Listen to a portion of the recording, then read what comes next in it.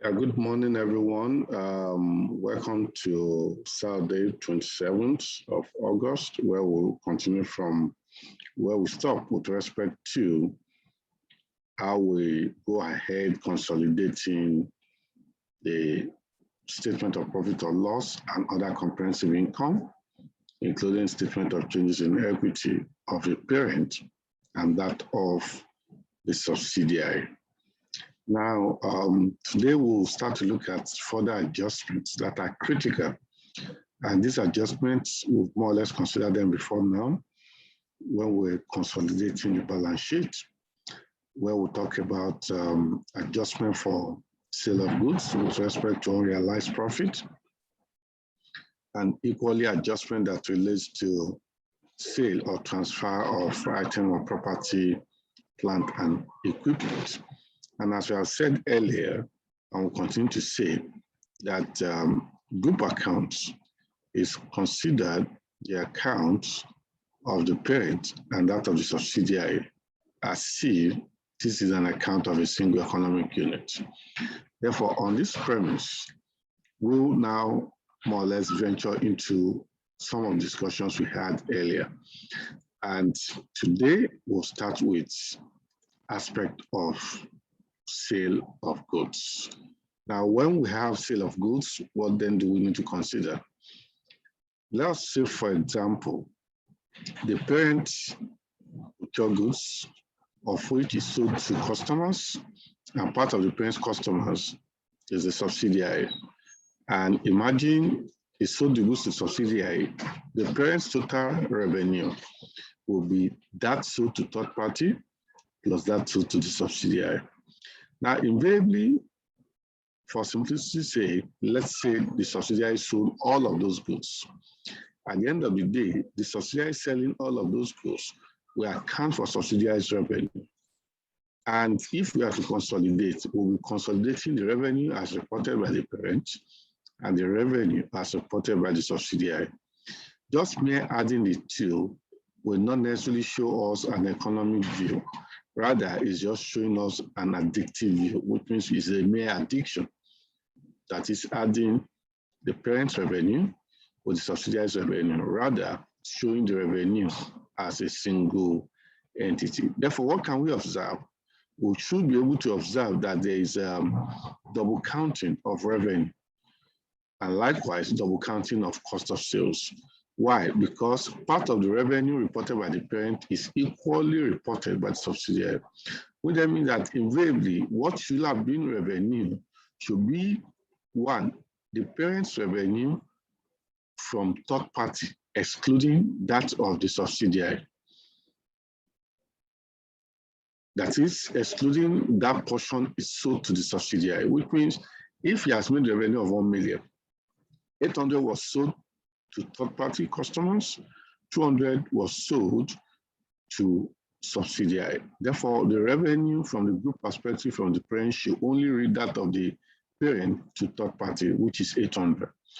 That 200 will be ignored. Why? Because that 200 is already reflected in the subsidiary's revenue, because the same amount of 200 recognized by the parent is a component of the revenue recognized by the subsidiary, which then means that it will not be the parent's revenue, excluding the portion is sold to the subsidiary, plus the subsidiary revenue to third parties. Similarly, cost of sales will have been duplicated. Why? Because the entire cost comes from the parent, okay? And of which, when the parent sold to the subsidiary will have recorded another cost with respect to what he has purchased. And therefore, mere consolidating the cost of sales of the subsidiary with that of the parent is a mere addition. And therefore, it will more or less amount to double counting, which then means that when we come to sale of goods, even where we assume that what was sold by parent to subsidiary was eventually sold in all by subsidiary, and which means there's no unrealized profit. With or without unrealized profit, there are double counting with respect to revenue from the group perspective if you merely add that of the parent and the subsidiary. And also there will be double counting if you merely add the cost of sales of the parent with the cost of sales of the subsidiary. Which then means that what then do? We identify two factors. One, the intra-group cost of sale, and two, intra-group sales, which means if you're able to identify these two, it then means that to obtain what is our group revenue will be the entire revenue of the parent plus the entire revenue of the subsidiary less intra-group sales or revenue. Similarly, the group cost of sales will be the entire cost of sales of the parent, the entire cost of sales of the subsidiary, less intra-group cost of sales, assuming for now there are no unrealized profits. But where there is an unrealized profit, therefore, the dynamics will slightly change, all because in addition to eliminating double counting by way of intra-group cost of sales and intra-group sales, we also need to, in addition, adjust for unrealized profit. And if you remember in our discussion, when we were doing consolidated statement of financial position, unrealized profit on sale of goods can be attributed to the fact that one, either the parent sold to the subsidiary or the subsidiary sold to the parent at a profit.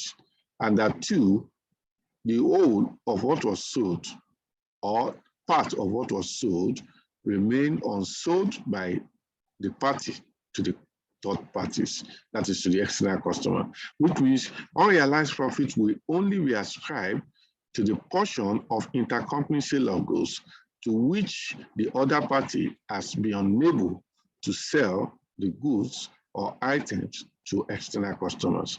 And therefore, that's only when unrealized profit arises. Similarly, in this situation. But with or without unrealized profit coming into flow, we will always eliminate double counting of intra-group sales or revenue and intra-group cost of sales. Now, to do that, let's go back to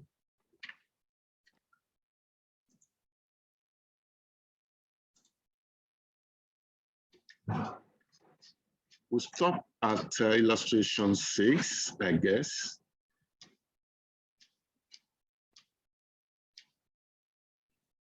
Okay. Now we're at illustration 7. Okay.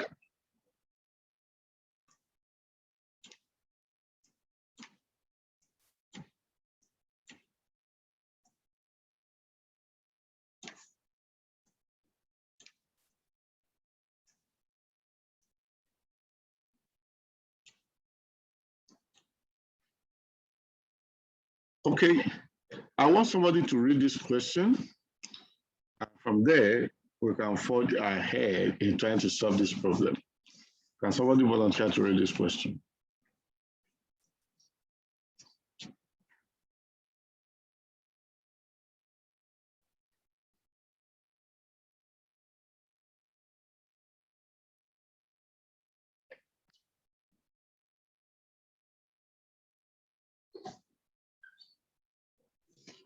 Intra-group sales.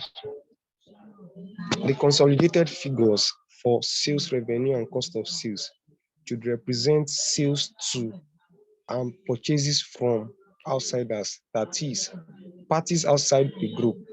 Adjustment is therefore necessary to reduce the sales revenue and cost of sales figure by the amount of intra-group sales made during the reporting period.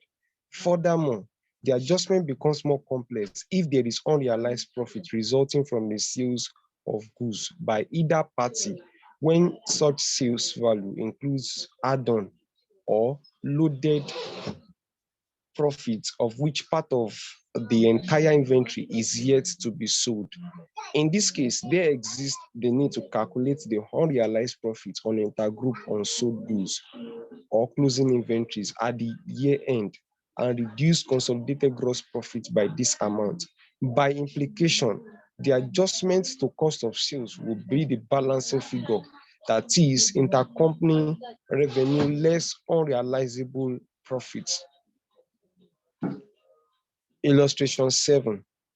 A downstream transaction, that is sales of goods by parent to the subsidiary. Arsenal acquired 80% interest in the equity of Chelsea as January 1st, 2014, when the retained earnings stood at 20 million naira. The board of Arsenal strictly want to comply with the requirements of IFRS regarding consolidation of the financial statements of the subsidiary with that of the parent as at December 31st, 2016. Income statement for year end for the year ended December 31st, 2016 for Arsenal and Chelsea. We have all figures in thousands of naira. Revenue 600,000 and 390,000 for Arsenal and Chelsea respectively. Cost of sales 345,000 and 201 for Arsenal and Chelsea respectively. Gross profit 255,000 for Arsenal and 189,000 for Chelsea. Distribution cost 75,000 for Arsenal, 45,000 for Chelsea. Administrative expenses 105,000 and 90,000 for Arsenal and Chelsea respectively. Profit on before tax 75,000 and 54,000 for Arsenal and Chelsea respectively.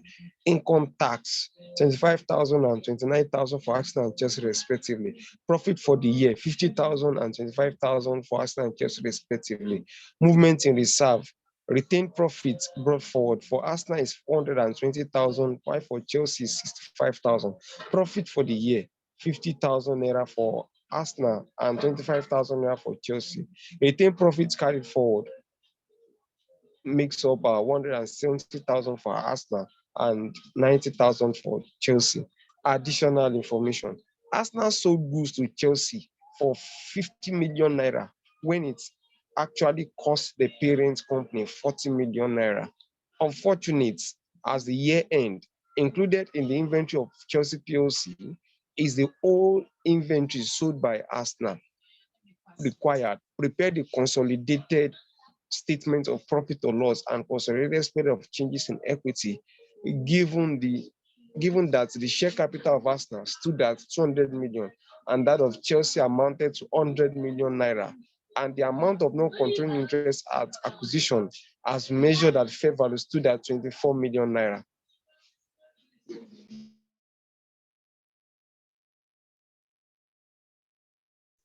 Thank you very much. Okay.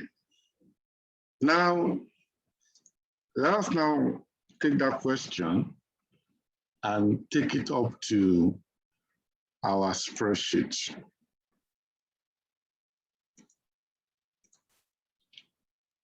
Now, these are spreadsheets where we have our templates. Now, what then do we need to do? Those information we always collate. We have them here. Now, acquisition took place when the percentage was 80%, which means this will not change. 80% will not change. Okay, which means 80% NCI will be 20%. Next is that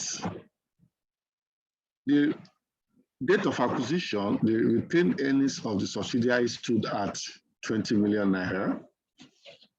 Therefore, we come here to say pre-acquisition retained earnings. Since all figures are in thousands, therefore this 20 million. The retained earnings brought forward for the subsidiary was 65 million. We extract that out, 65 million. And the retained earnings brought forward for the parent is 120 million. We extract that out at 120 million. Now, the value of non-controlling interest, which we can measure ourselves if the information is available, but now they've done that for us since we've more or less passed through this audio severally in the consolidated balance sheet where we are able to determine it ourselves. In this case, NCI was measured at fair value at acquisition date in the tune of 24 million. We'll put it there, 24 million. Okay.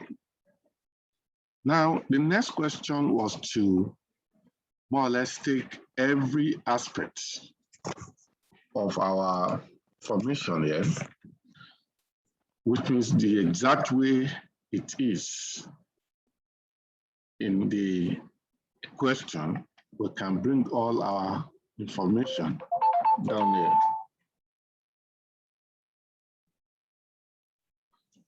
And that is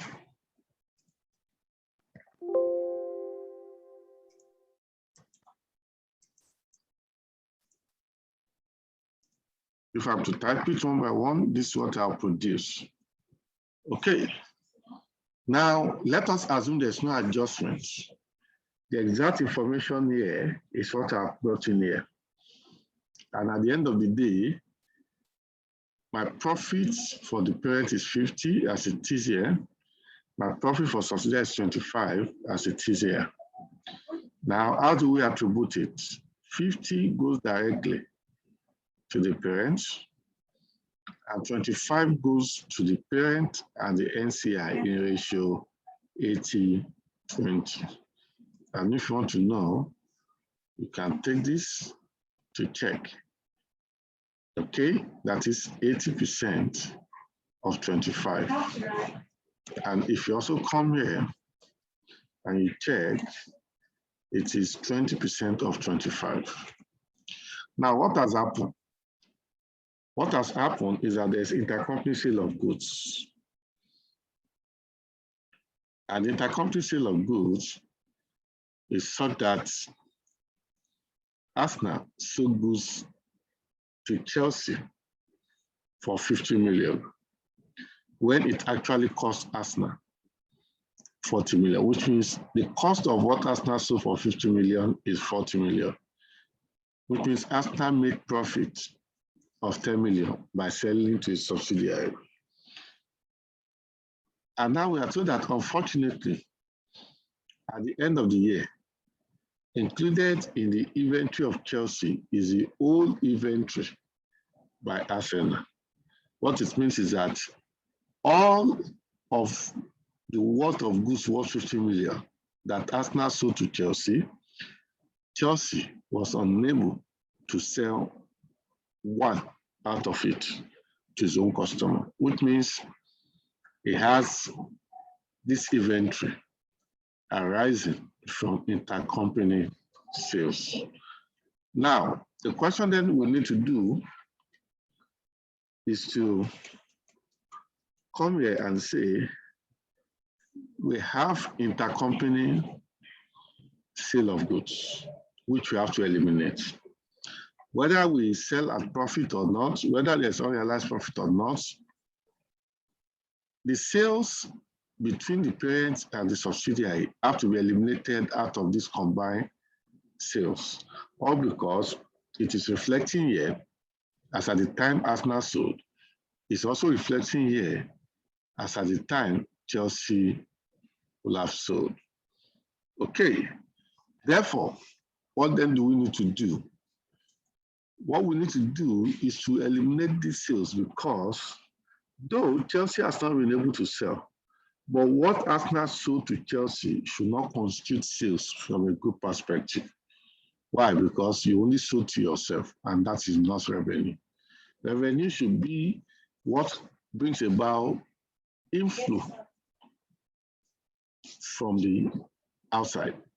And remember, subsidiary is not an outsider in the scheme of things. Therefore, what do? We recognize an entry to say, let us remove that intercompany sales of 50 million from here. And once we remove it, we'll go back to the inventory to take it out of the inventory of Chelsea. Similarly, what we are trying to do is to return the goods back to Asna. And therefore, to do that, I'll debit the parent's revenue by reducing that revenue, and I'll credit the subsidiary's inventory to remove the inventory as a return back to the parent in principle, but we are not doing a physical return. It's just a mere accounting entry. Therefore, I pass this entry assuming all figures are in millions, this 50 million. Okay. Now, next is that what Arsenal sold to Chelsea comes at a cost. Okay. What is the cost? Simply put, it cost Arsenal 40 million. That is, Arsenal bought it for 40 million and sold it to Chelsea at 50 million, which means as we eliminate the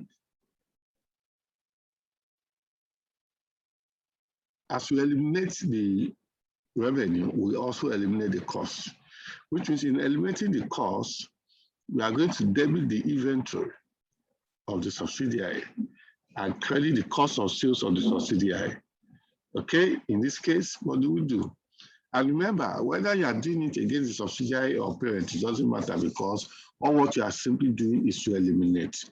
And you are going to only produce result as a group, which is not necessarily the parent and not necessarily the subsidiary, but rather is the parent and the subsidiary. Therefore, I pass this entry. Now, what is the implication of this entry? The implication of the entry is that what I eliminate from revenue,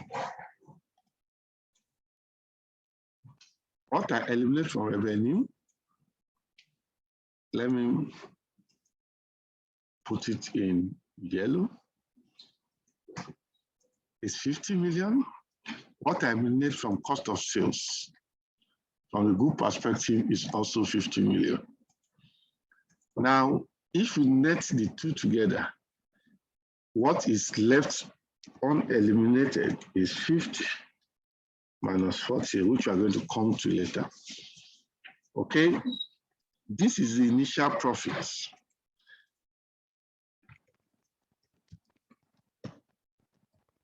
Made by the seller, which in this case is the parent.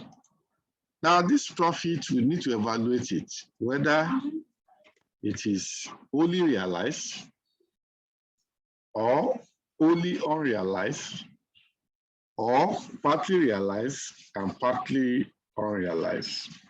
How do we know? We ask ourselves a simple question. The goods sold by parent to the subsidiary, which means by Arsenal to Chelsea, has Chelsea been able to sell all of the goods? If the answer is yes, it means the entire profit is realized. If the answer is that he has not sold any, it means the entire profit is unrealized. But if the answer is partly sold and partly unsold, the portion of the profit attributed to what was sold will be considered realized. The portion of the profit attributed to unsold goods will be considered unrealized. In this case, who can tell me where the goods only sold to the subsidiary by the parents, has they been sold by the subsidiary to his own external customers in full, or has not sold any, or has sold in parts? And if so, what portion of that 10 million will be realized and what portion will be unrealized? Can anybody answer?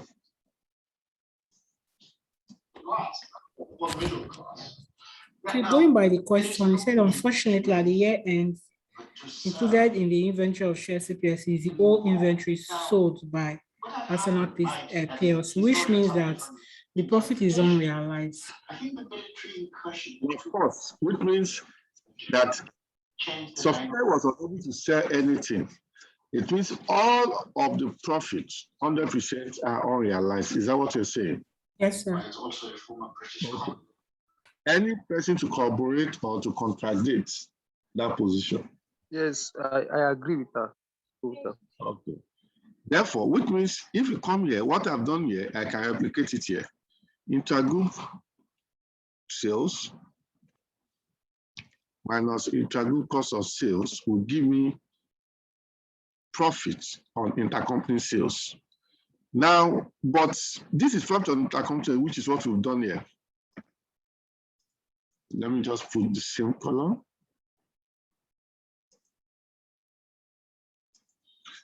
Now, this profit on intercompany sales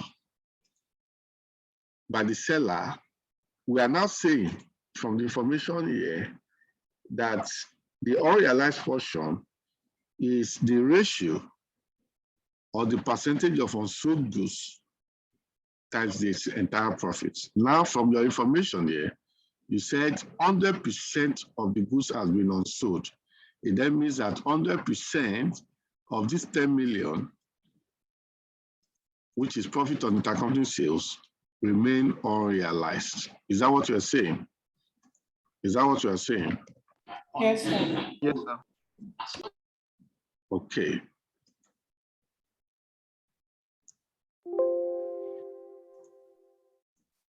Okay. Which that means that we all agree that since 100% of the goods remain unsold, it then means that the 100% of this initial profit made by the seller, which is the period, also is unrealized. Which means if it's unrealized, we need to deduct it from the revenue. Which means intercompany cost of sales will now be the difference between the revenue and the unrealized profit, all because this is now intracompany cost of sales. Intracompany cost of sales equals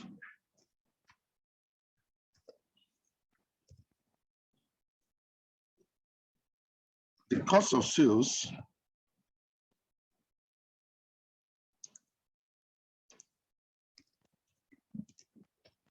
attributable to intercompany sales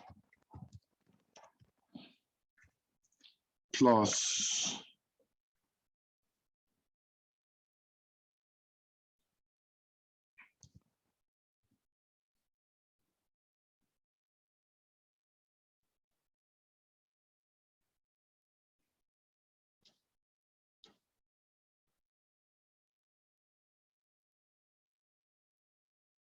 profits, that's intercompany sales, yeah, plus unrealized what? Profits.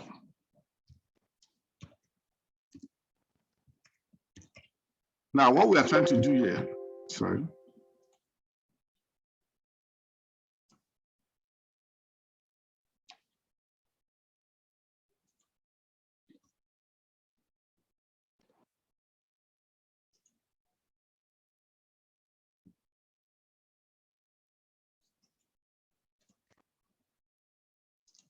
Now, what is my intercompany cost of sales? Sorry, why is it showing that? Will be this. Which means at any point in time, I want to determine my intercompany cost of sales.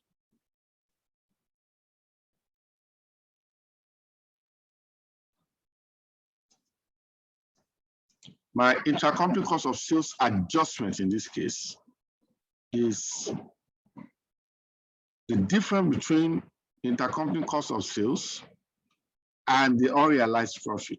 Take note, it's not the difference between intercompany cost of sales and profit on sales. No, it's the difference between intercompany cost of sales, which I can pick this, and we are going to see it by the time it's only little percentage that remain unsold. And you're going to see that now, but let me use this arrow to show you what I mean. Which means your intercompany cost of sales is coming from this, which in this case is 50 million.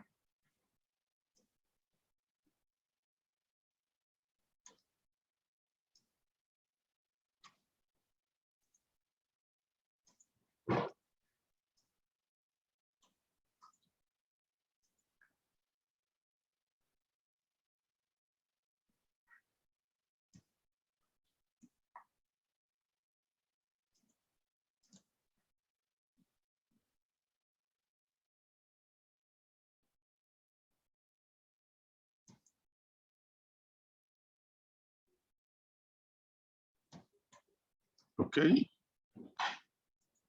And the unrealized profit element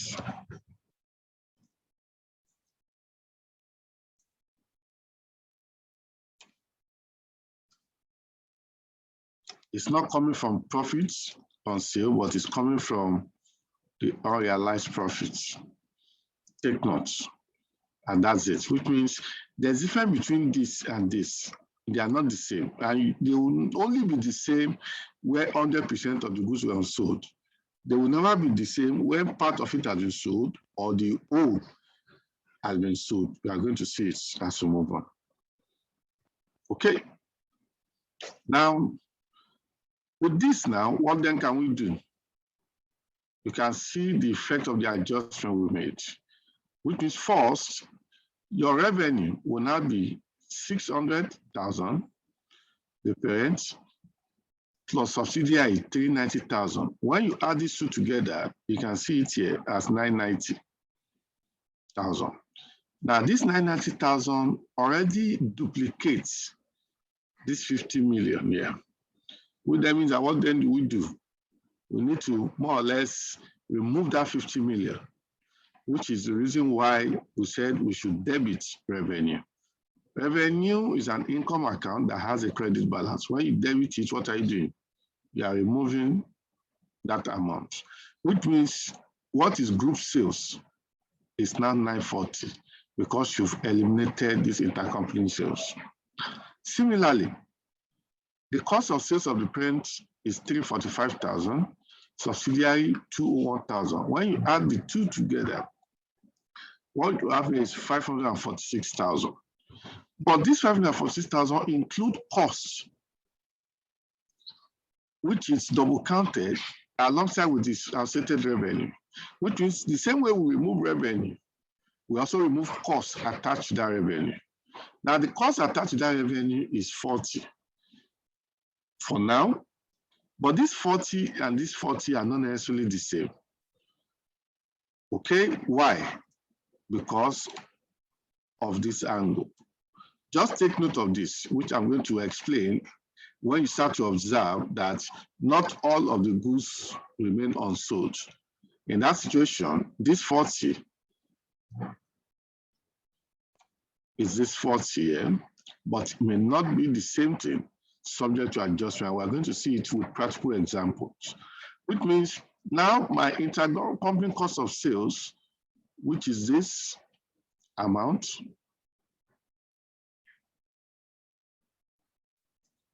I'll now link this amount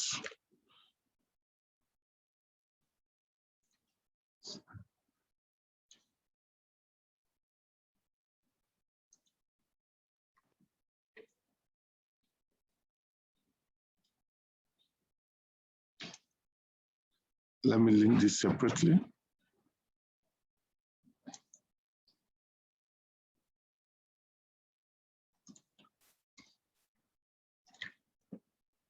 It's showing cross-referencing, therefore,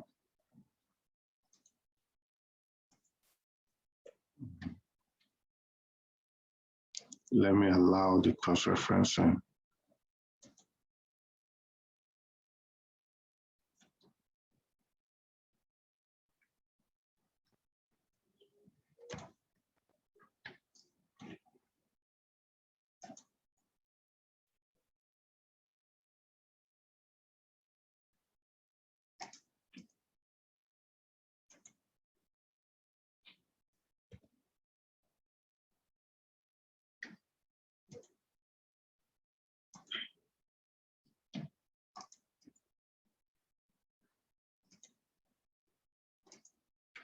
Okay.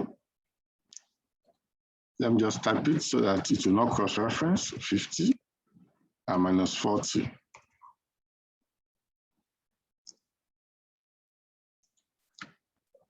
This 50 is coming from here. Let me link it so that it will not do cross-referencing.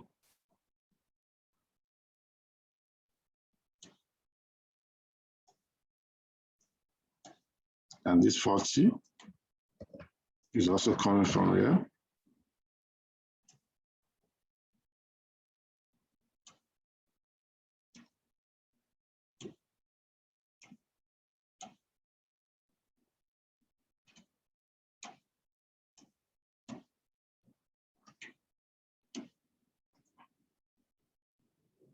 The 40 is coming from here.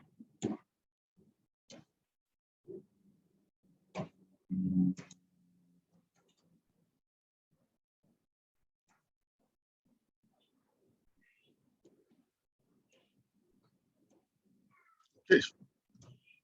Now you've seen those arrows. Okay. It's no longer going to cross-reference again. Okay, thank you. Now that is that. Now, when we now come here, what have we done? We've eliminated the 50 intragroup cost of sales adjustment, and we've eliminated 40. Somebody will now say, no, this 40 was not eliminated because we are adding it. No, it's just a sign. Remember that we are putting cost of sales in negative. Therefore, before this adjustment, it is 546,000. After this adjustment is 546, which shows that we are reducing it because this negative shows that cost of sales is a debit balance because it's an expense. Why, when you credit it from this information here, you are reducing the debit balance. And that's why it's showing positive there, so that you take note of it, which means this is 345 plus 201 minus 40 is what gives us 506. Take note. Now, invariably, automatically, the net of these adjustments is what credits 10,000, and this 10,000 is ascribed as our unrealized profit. You can see it here.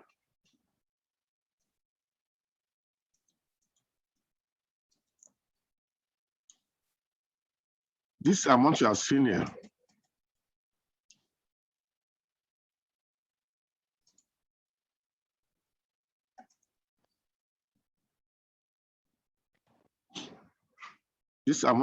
here is the unrealized profits, which we are eliminating.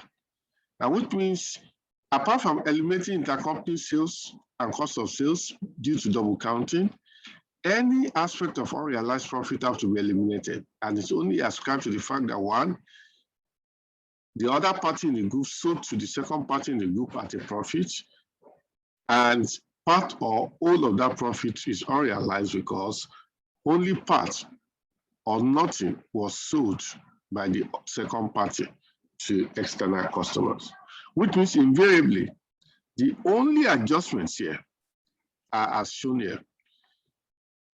Elimination of intragroup sales, elimination of intragroup cost of sales, and elimination of unrealized profits.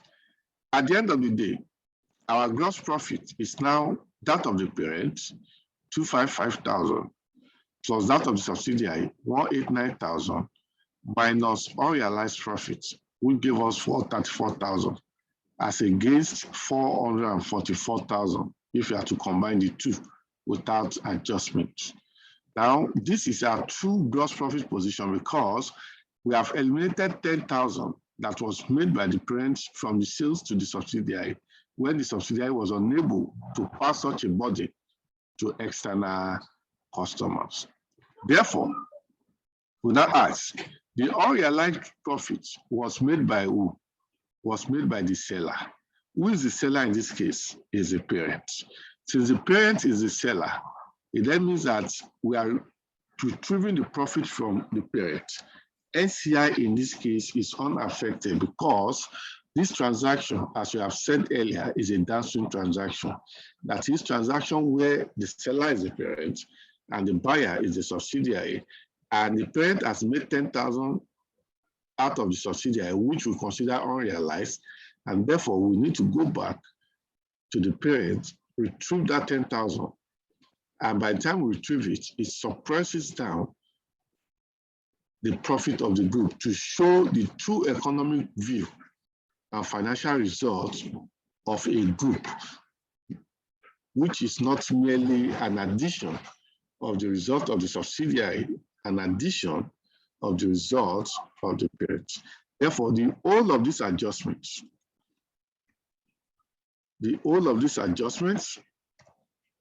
which we have here, will be against the parent. Okay? But if it was the subsidiary that sold those items the adjustment will be to the subsidiary's profits. And anything that affects subsidiary's profit in this regard will affect the shareholders of the subsidiary who are entitled to the distribution of the profit.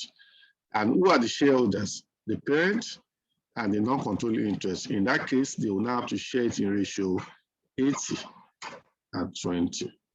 Okay, but in this case, since it only affects the parent, the 10,000 will only be adjusted against the parent. And that's what we've done here. Now, in that light, we'll come here to show revenue of the group as 940, the same way we have it here. Okay, the cost of sales as 506, the same way we have it here. The gross profit as 434, the same way we have it here. The operating expenses is the sum of 120 and 195, which is 315. And our profit before tax is 119, which is this here. Income tax is 54, which is this. And our profit for the year is 65, which is this. And it's made up of 50 the parent, 25 the subsidiary, less unrealized profit ascribed to the parent to give us this. Now, doing this, we have been able to attribute the entire 50,000 to the parent, the 25,000 subsidiary to the parent and NCI in this ratio 80-20, where they share profit or loss, and the whole of this 10,000 adjustment affects the parent. And in that case, we present our account in this manner. Now, this now allows us to flow into this, our profit for the year. Remember, 60 goes to the parent through its retained earnings, and 5,000 go to the NCI, which you can see from here, this attribution we did there. Okay, now, the share capital of the parent is given to us as 200,000 or 200 million, all figures in thousands. Okay, what is now left for us is to determine the consolidated retained earnings brought forward and to determine NCI brought forward. And to do that, if you remember, we come to this section of our workbook to say, as you can see it here, to say the consolidated retained earnings brought forward is that of the parent brought forward. And if you remember, the parent brought forward is 120. Now we'll now take share of the post-acquisition retained earnings brought forward of the subsidiary. Now, the result brought forward of subsidiary is 65, as you can see it here. The pre-acquisition retained earnings is 20. The difference between 65 and 20 is this 45, which is the post-acquisition profit or loss brought forward. In that case, we'll take 80% of it. I remember, where's our 80%? 80% of this 45. We give to the parent. Why we give 20% of it? 20% of this 45, we'll give it to the subsidiary, non-controlling interest, NCI. Now, what is the value of NCI as at acquisition, either as measured by us or as provided to us? Now, in this case, it was provided to us and it's at acquisition date fair value, which is 24. And we'll do that. And at the end of the day, we're able to produce consolidated position of the retained earnings brought forward as 156. And we're able to produce the NCI brought forward as 33. End in end, what is our position carried forward?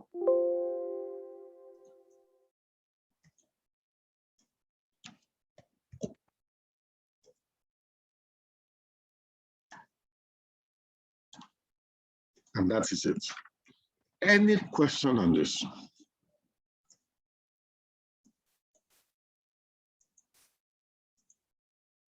Any question on this?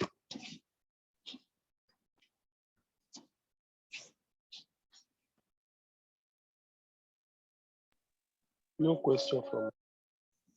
Okay, who else? Contribution, question? Question for me, sir.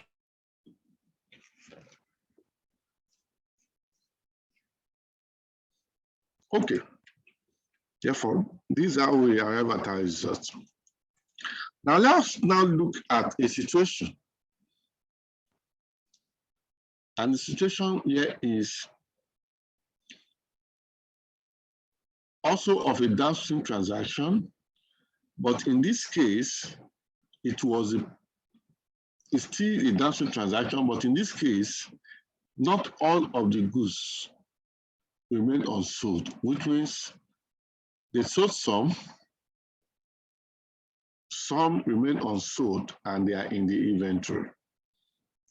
Okay, who reads illustration 8 for us?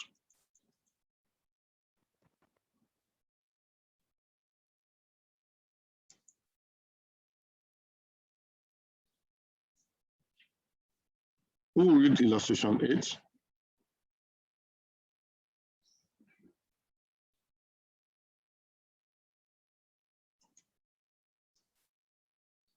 There is noise on my background, sir. Of course, on the background, don't bother. Okay, can Madam Janet read for us? So, Mr. Anthony.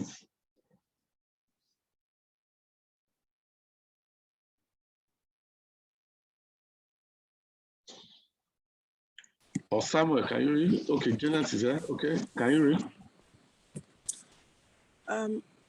Is it from the beginning or just the illustration? Illustration 8.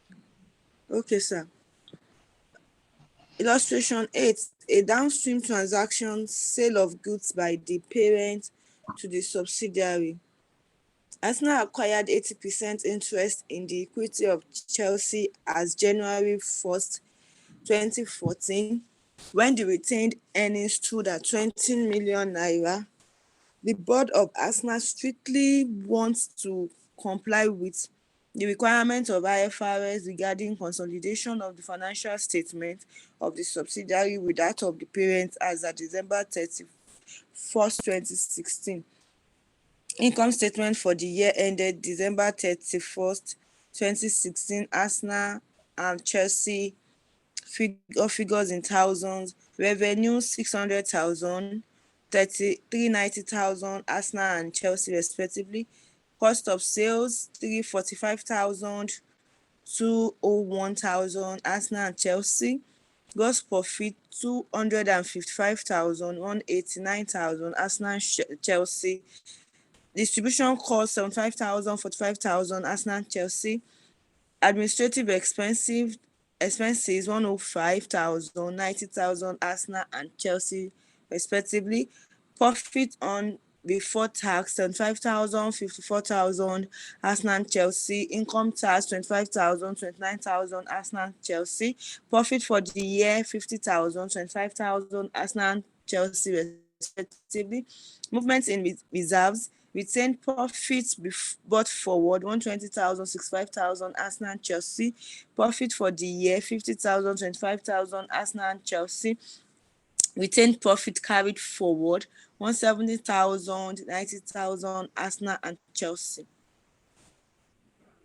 Additional information: Arsenal sold goods to Chelsea for 50 million naira when it actually cost the parent company 40 million naira as at the year ended.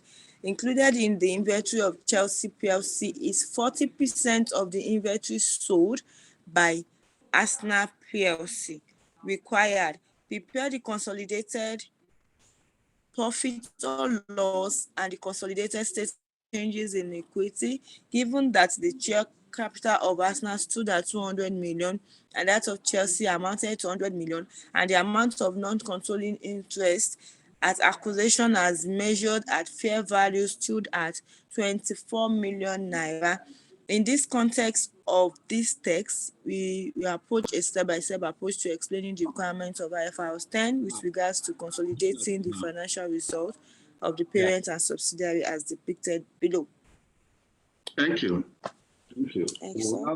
Now let's go back to our spreadsheets. Now we are in the same question.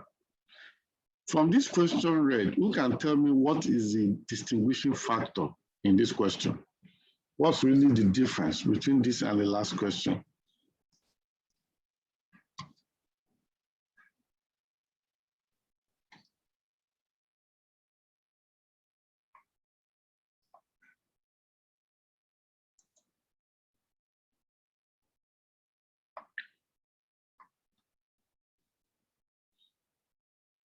What's the difference? What is unique in this question?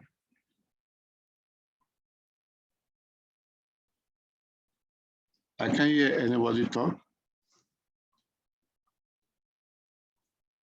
Okay, look at it here. They said, apart from the fact that we have information that Chelsea sold goods of 50 million to, Arsenal sold goods of 50 million. I find the chart on our when it actually cost the parents 40 million. Now we are now told that as at the year end, included in inventory of Chelsea is 40% of these goods sold by Arsenal. What it simply means in this case is that Chelsea was only able to sell 60% since 40% of these goods were still unsold. Which then means that in this case, 40% of it will be unrealized, whereas 60% which has been sold will be realized. In that case, that will have effect on our unrealized profit amount. But before then, let us copy the question into our spreadsheet. That is, we have to input this one by one in our consolidation schedule. That is revenue, cost of sales, and the likes. Now, since I've more or less typed mine to fast track it, I just copy it. Which means nothing has changed. Okay. Now, assuming there's no adjustment, the 50,000 of the profit of the subsidiary, of the parent, will strictly come to the parent alone. Why the 25,000 of subsidiary? You take 80% of it to the parent, and you take 20% of it to the non-controlling interest. Now, all other information remain the same, which you already have here before. That is the pre-acquisition reserve of 20 million. That is the subsidiary retained earnings brought forward of 65 million. That is the parent retained earnings brought forward of 120 million. That is the value of non-controlling interest measured at 24 million. Now, what then do we need to do? First, let us determine what is intercompany sales and intercompany, the cost of sales of intercompany sales. Therefore, in this case, intercompany sales is 50.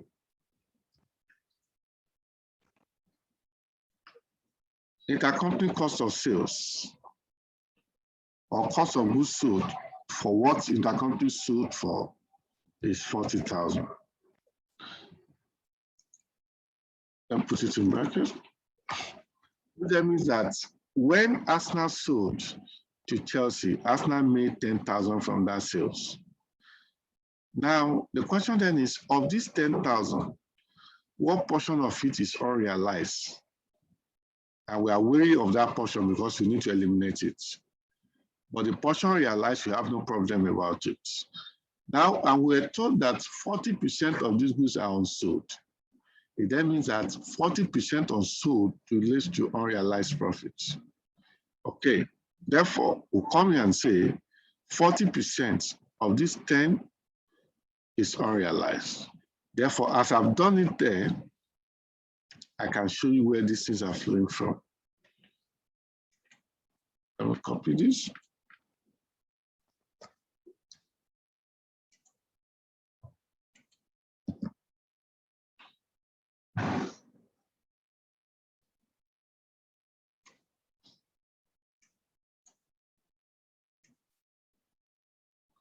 Remember, 50 and 40, this is where they are flowing from. And those are the things that account for this. Okay. Now, also,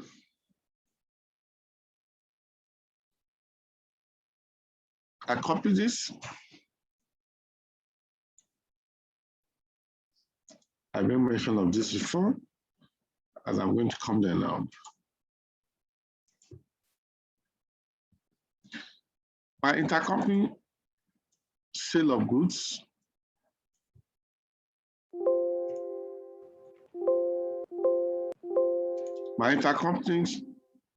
sales minus unrealized profits will give me my intercompany cost of sales adjustment. But before then, what is my intercompany sales? My intercompany sales is 50 million. And this 50 million is our entry that we are going to reverse from the parent revenue. Now, what is my intercompany cost of sales adjustments? It's simply my intercompany sales minus unrealized profit. Remember, my unrealized profit is the 40%, which is related to the unsold goods. Can you see it here?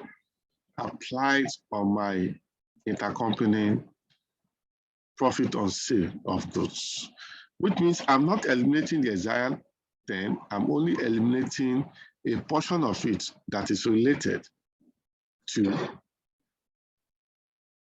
the unsold goods, which becomes unrealized profit. Therefore, again, let me copy this link to show you where I got them from. My cost of sale, my intercompany sales, are my unrealized profits. Let me show you these lines that link them together.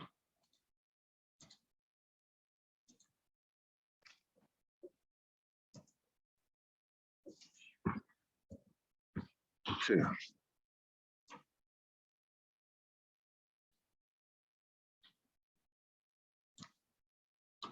As you can see here, intercompany sales is coming from this 50. Okay. And the unrealized profit is coming from this 4. As you can see there. Okay. Now, what can you see? You find out that intercompany cost of sales adjustment is 46. It is 46 because we are only adjusting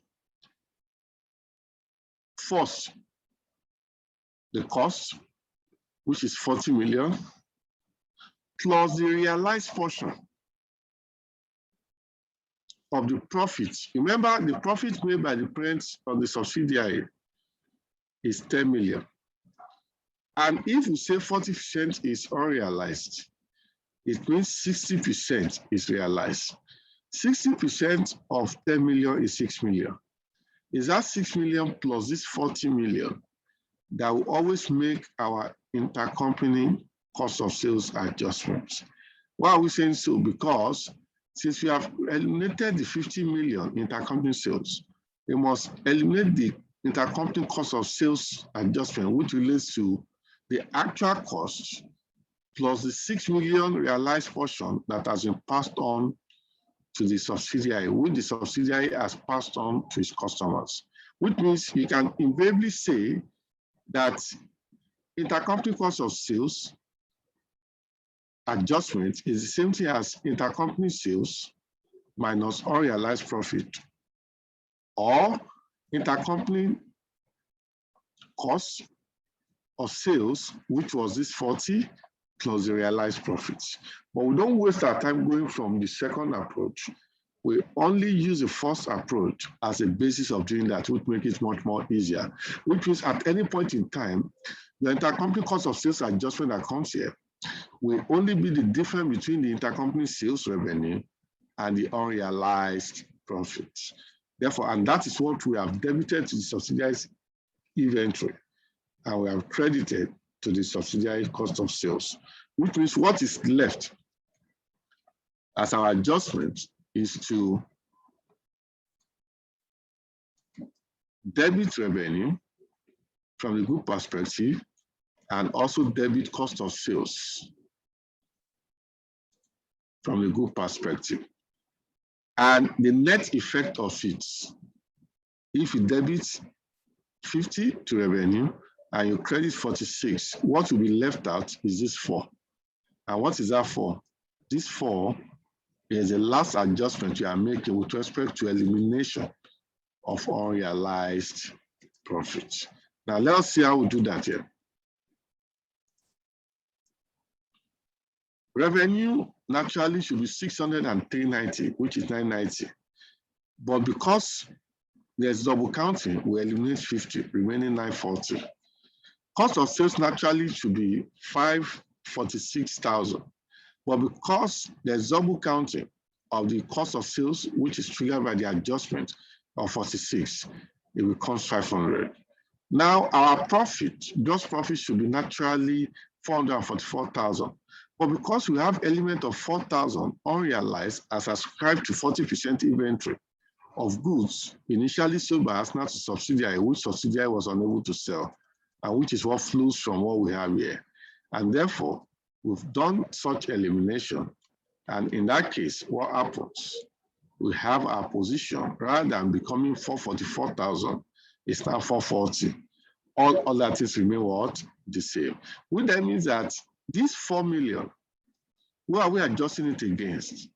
Is the seller. Who is the seller in this case? The seller is Arsenal. Who is Arsenal? Arsenal is the parent that acquired 80% stake in Chelsea.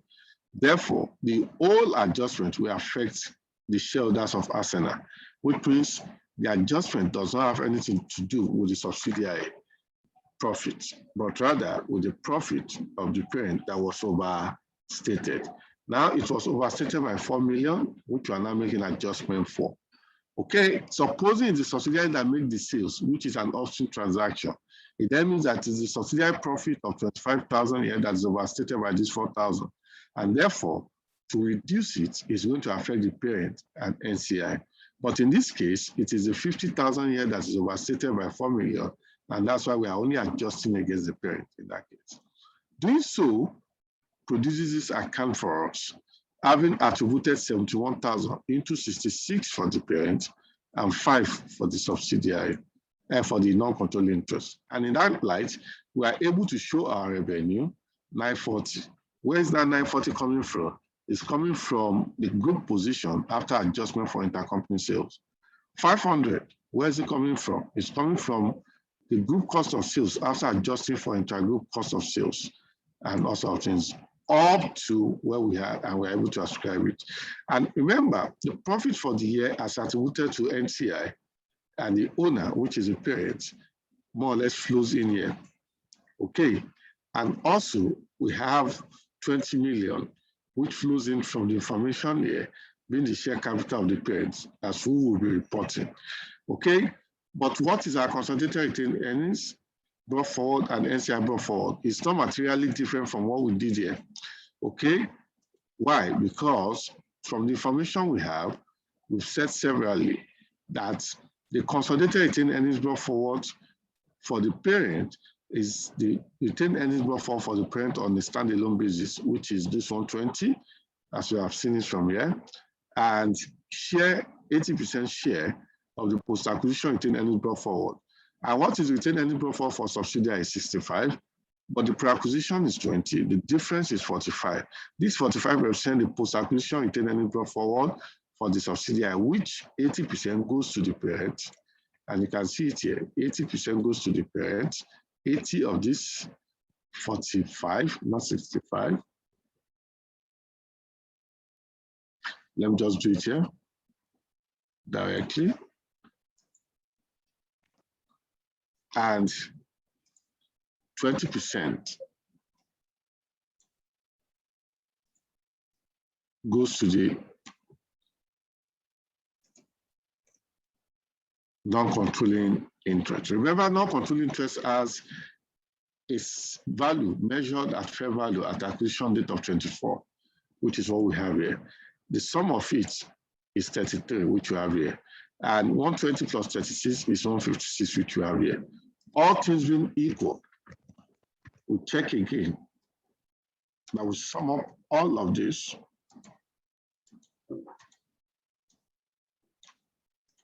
And that is the position, which means now we have seen the reality. The reality is that if all of the goods were unsold and you have transferred profits, what then happens is that the entire profit on sale will be unrealized. But if part of it has been sold, it's only the portion relating to the unsold goods that will constitute unrealized profit. And as I said earlier, two adjustments are critical in addition to unrealized profit adjustment. It is intercompany sales adjustment and intercompany cost of sales adjustment. Now, intercompany sales adjustment is straightforward. It's simply the value of what was sold by one party in the group to the other, which in this case is 50 million. But intercompany cost of sales adjustment is not necessarily equal to this cost of sales, but it is this sales, 50 million, less unrealized profit, which is 4 million. Or it is this cost of sales plus realized profit. And realized profit is simply, if you have 40% unsold, it means 60% is sold. 60% of 10 million is 6 million. 6 million plus 40 million will still give you this 46 million. But I've told you the second approach is let's put to use so that you don't necessarily go a long route. But the first approach, which is the difference between intercompany sales revenue and the unrealized profit, should produce naturally the cost of sales adjustment that requires elimination. Any question on that?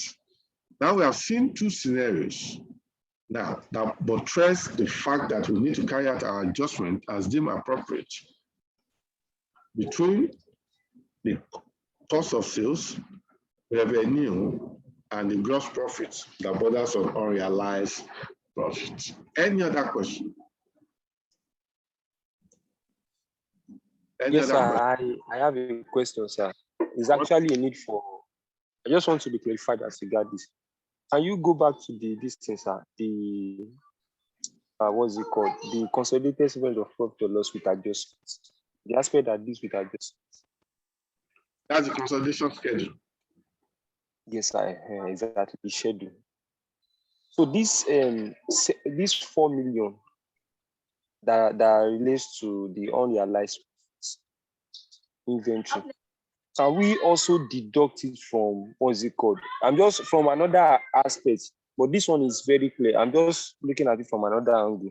So is it possible for us to just deduct it from the cost of sales separately? Like after having the cost of sales of the parent, we have the cost of sales of the subsidiary. We've deducted the, what's it called? The aspect that relates to,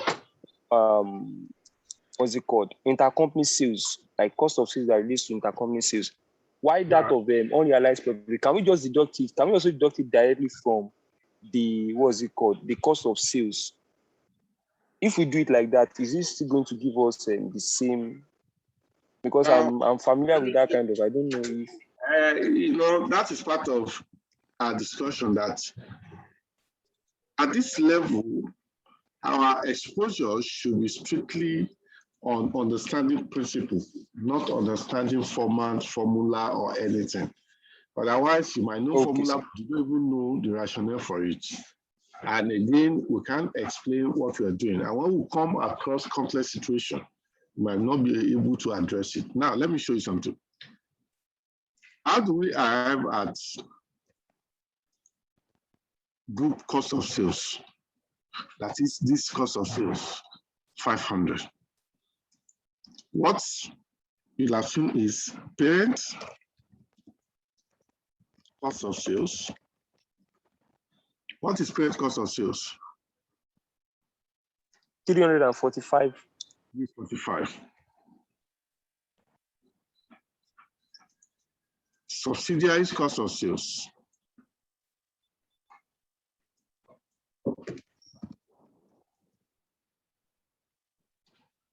What's subsidiaries cost of sales?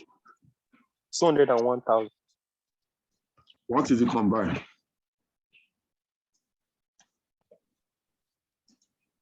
546.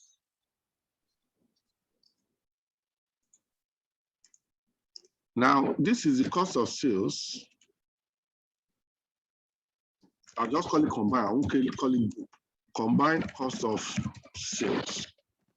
And I'll say before what? Adjustments. Group adjustments. Now, what are the two adjustments? Sorry. What are the two adjustments? Intercompany cost of sales and the unrealized profits. Yeah. The adjustments are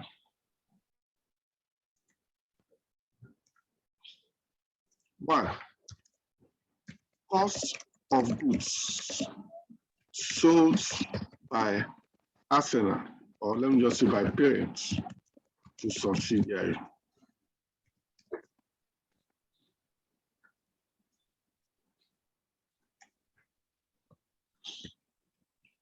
Let me put it in red. And what is that adjustment? That is the cost, 40 million. 40, yes, sir. I'm adjusting for this 40 million.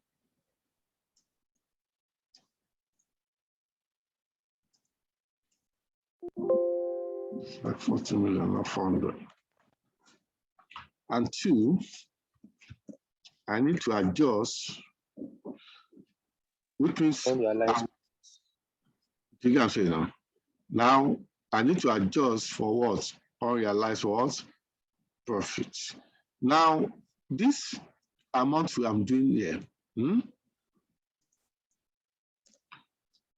if I move 40 from here, you will have 506. Now, there's an element of 6 here that relates to realized profits on sales by parents to subsidiary.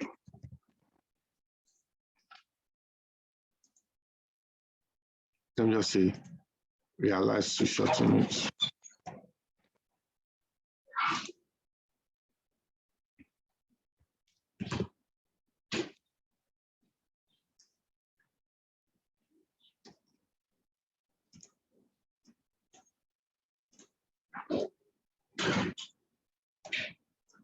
And what is the realized profit? 60% of this.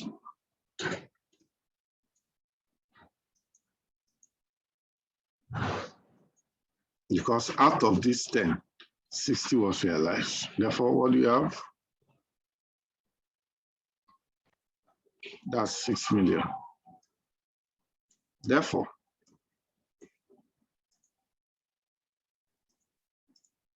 I have to deduct the sum of this, which will give me 500. Now, this is one approach.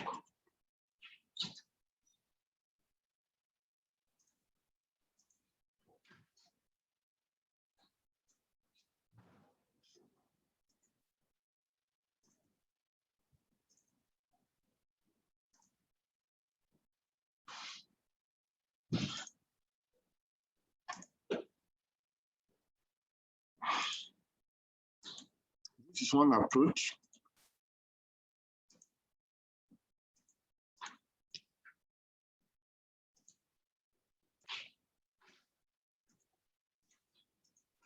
Now, this is one approach. Now, let me show you another approach.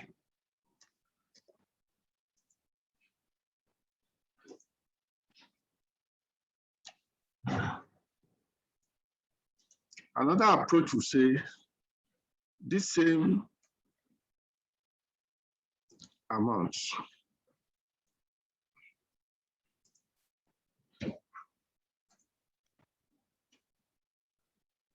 adjust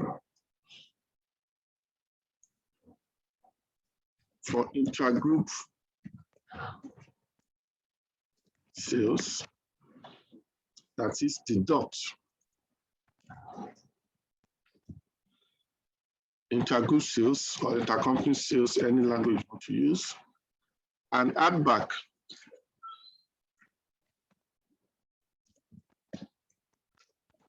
unrealized profit on that sales.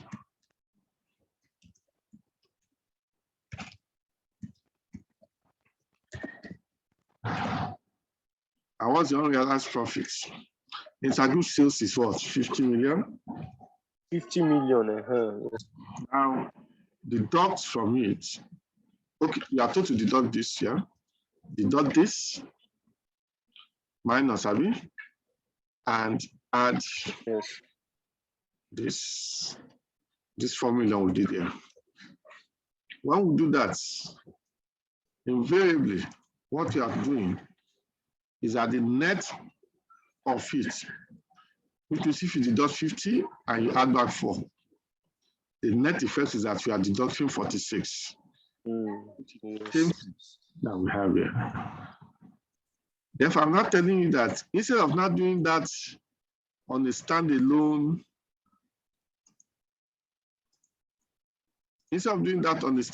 basis,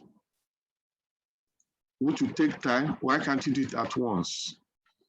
Which means what you are doing here is the approach I've done here in a simplified manner.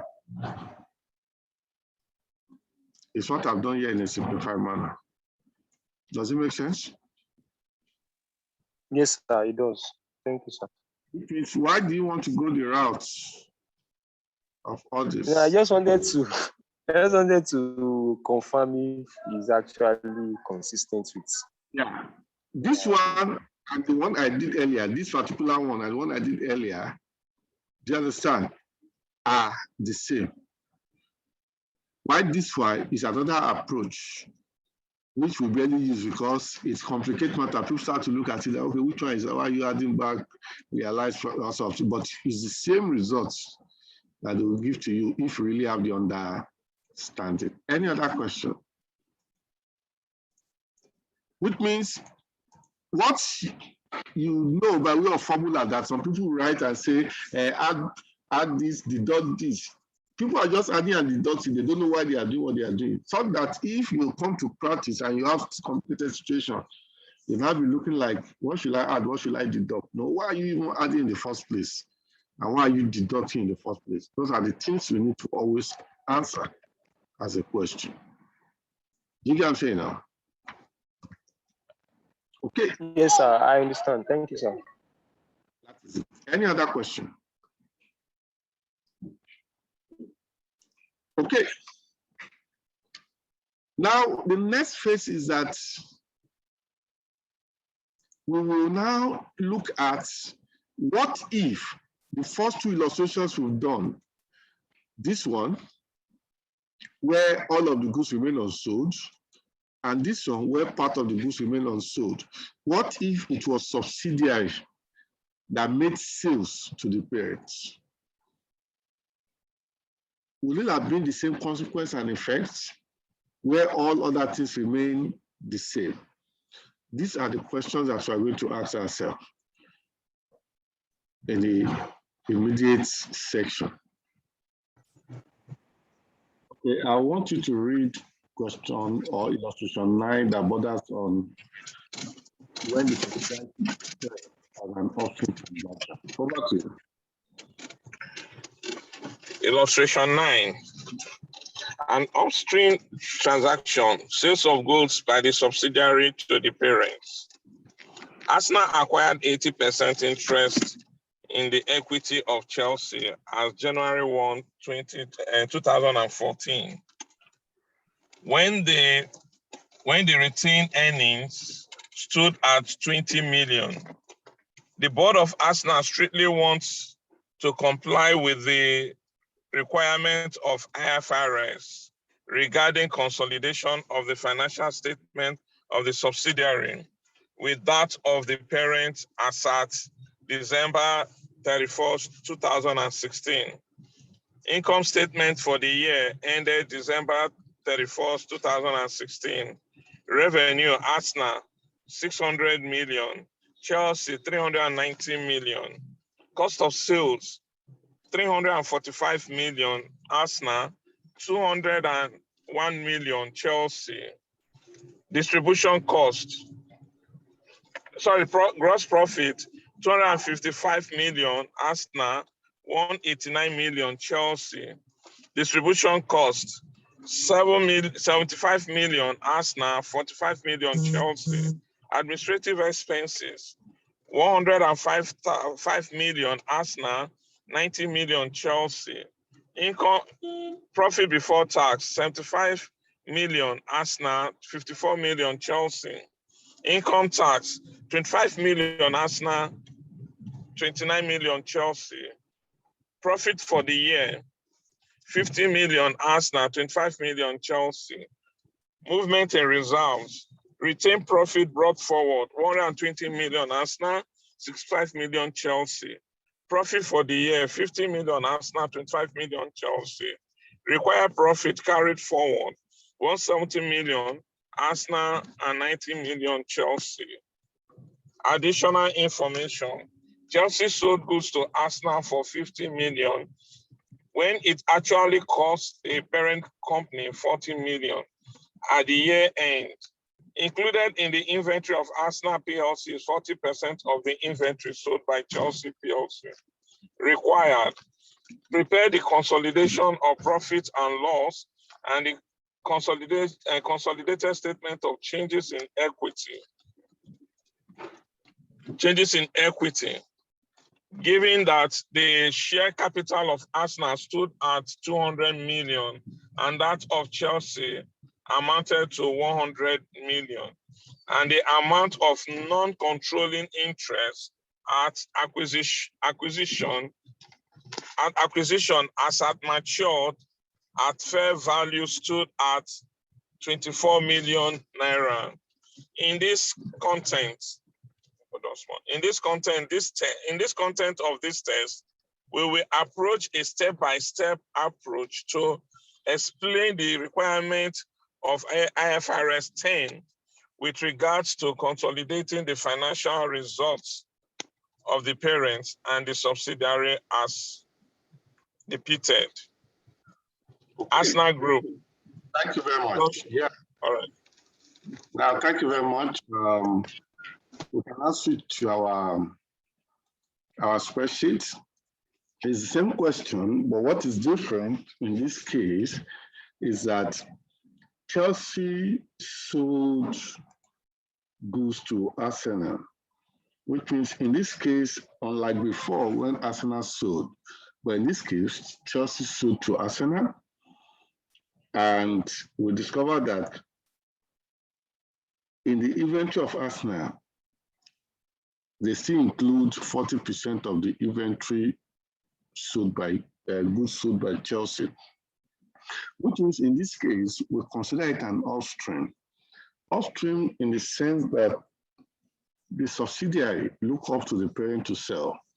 And in that case, the profit was made by the subsidiary. Initial profit of 10 million, then the difference between 50 and 40 was made by the subsidiary, of which we are aware that 40% of it attributed to the unsold goods will be considered unrealized from that 10 million. And the only issue here is how do we treat that unrealized profit? Are we going to treat it in similar way like we did here when we attribute the entire 4 million to the parent? But in this question, rather than attribute the entire 4 million to the parent, we will only attribute 4 million to the subsidiary, and eventually it comes back to the parent, and the NCI being the shareholders of the subsidiary. Therefore, I come back here. I copy all similar information here into my schedule, subject to adjustment. But before adjustment, I can already say the entire 50 of the parent goes to the parent. And 80% of the 50 goes, of the 50, sorry, of the 25, which is of the subsidiary, goes to the parent, and the balance of 20% of the 25, being the subsidiary, goes to non-controlling what? Interest. Now, similarly, as at acquisition, the retained earnings was 20 million. I put it here. Subsidiaries retained earnings brought forward was 65. The parent retained earnings brought forward was 120. And the NCI was measured at acquisition date fair value of 24. Now, let me also let you know, sometimes examiner might not give you this information. Let me put it in blue. This information here, that is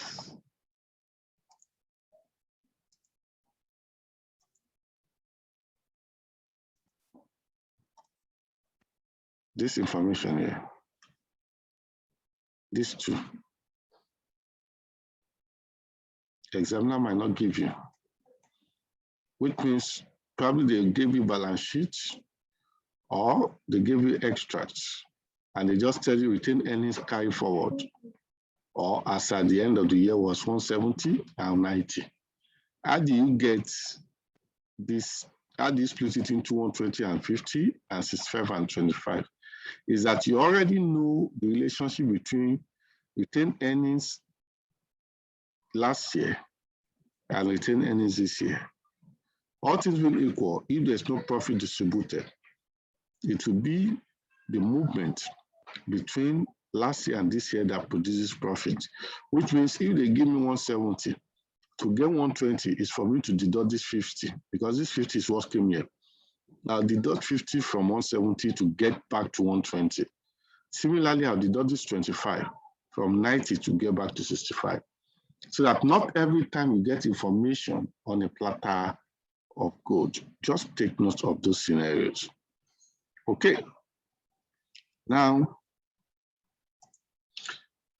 let's now move further. What is intercompany sales? Intercompany revenue was 50.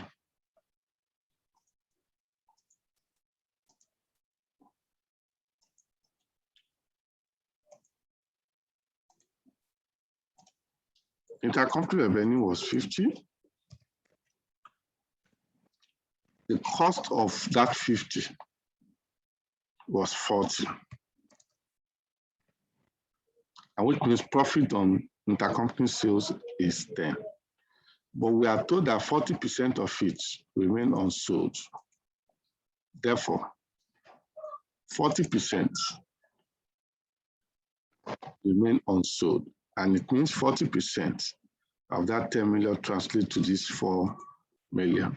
If you can refer to it, 40% of this 10 million give us that 4 million. Okay, in that case, what we need to eliminate is the 50 from revenue. And we also take note that that same 50 here, once we deduct the unrealized profits, we are able to arrive at intercompany cost of sales adjustment, which we've done here before. I can see copy it here in case you want to be seeing it at every point in time.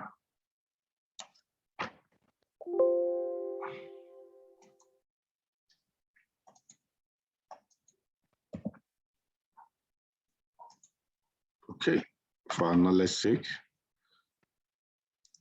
Now, we come back here.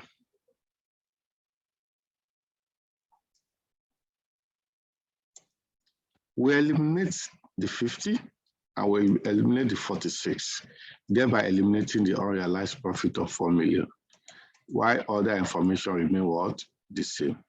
And don't forget this aspect here. This aspect is to recall then where we display our understanding of how we determine unrealized profits.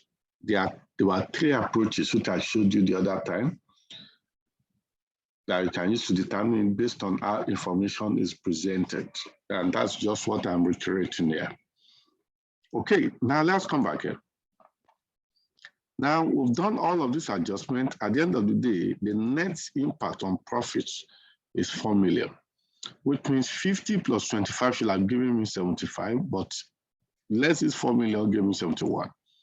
Now, we have attributed 50 and 25. But how do you attribute this 4 million?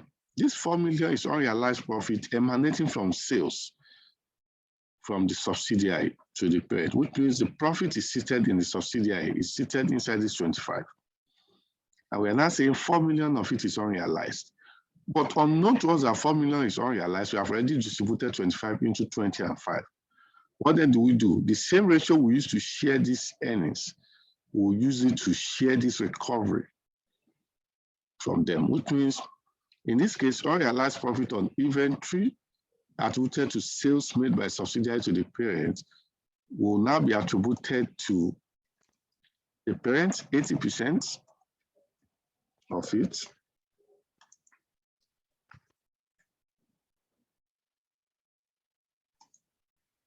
which I can come here and just pick it from here.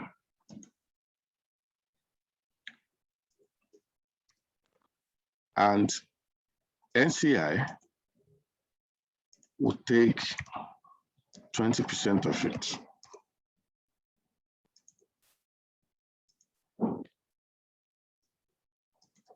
And that's what we do in that case, which means invariably, the 71 is now attributed as 66,800 to the parent and 4,200 to the NCI. And reproducing that in our presentable format, we have revenue as 940, cost of sales as 500, gross profit as 440, distribution and admin in total 350. Our gross profit, our profit before taxes is 125,000, income tax expense is 54,000, profit for the year is 71, and this is how they are attributed.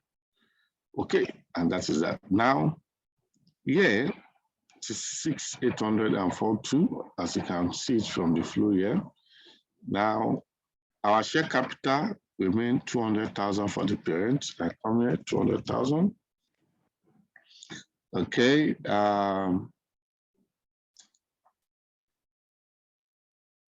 Our consolidated retained earnings and NCI, remember, come here. Consolidated retained earnings for the parent is the retained earnings of the parent brought forward as a standalone, and 80% of the 45, which is the retained earnings brought forward after deducting pre-acquisition reserve of the subsidiary, which is the post-acquisition retained earnings of subsidiary brought forward. In that case, we should have, I'm getting well, 80% of 45 should give me 36. And that gave me 156, which flows to here. And NCI value, if you remember, was 24. Now, I've taken 80% of 45, which goes to parent. 20% of that same 45 will go to the NCI, and that's how we got the 33. Okay, all things being equal, if I recast this figure, if you give me what it is there.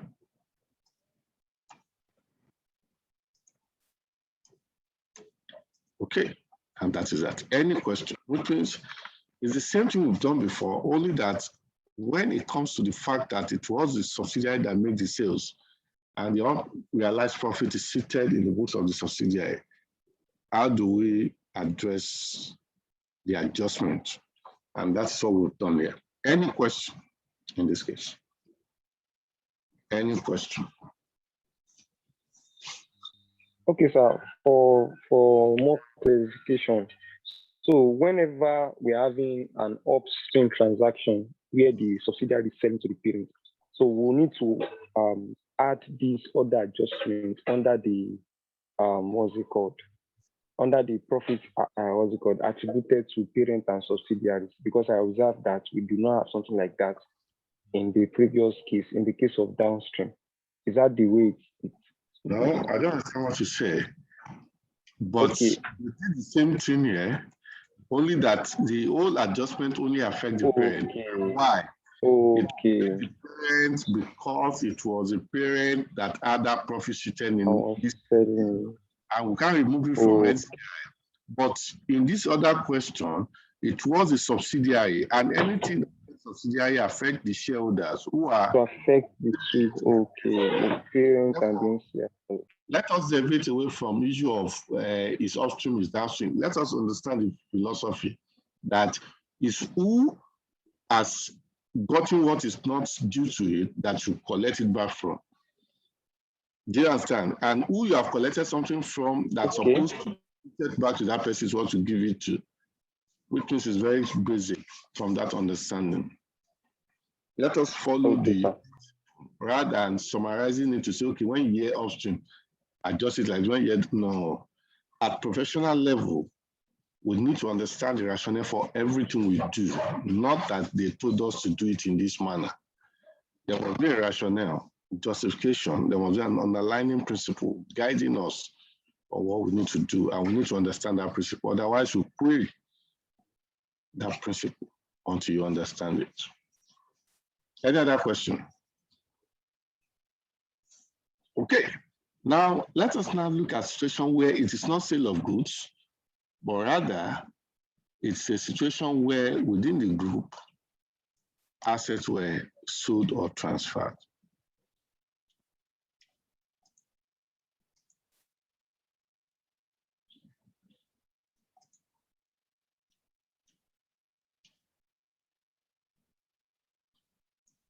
Now, I want somebody to read this up for us. Unrealized profit and assets depreciation, one transfer of assets within the group.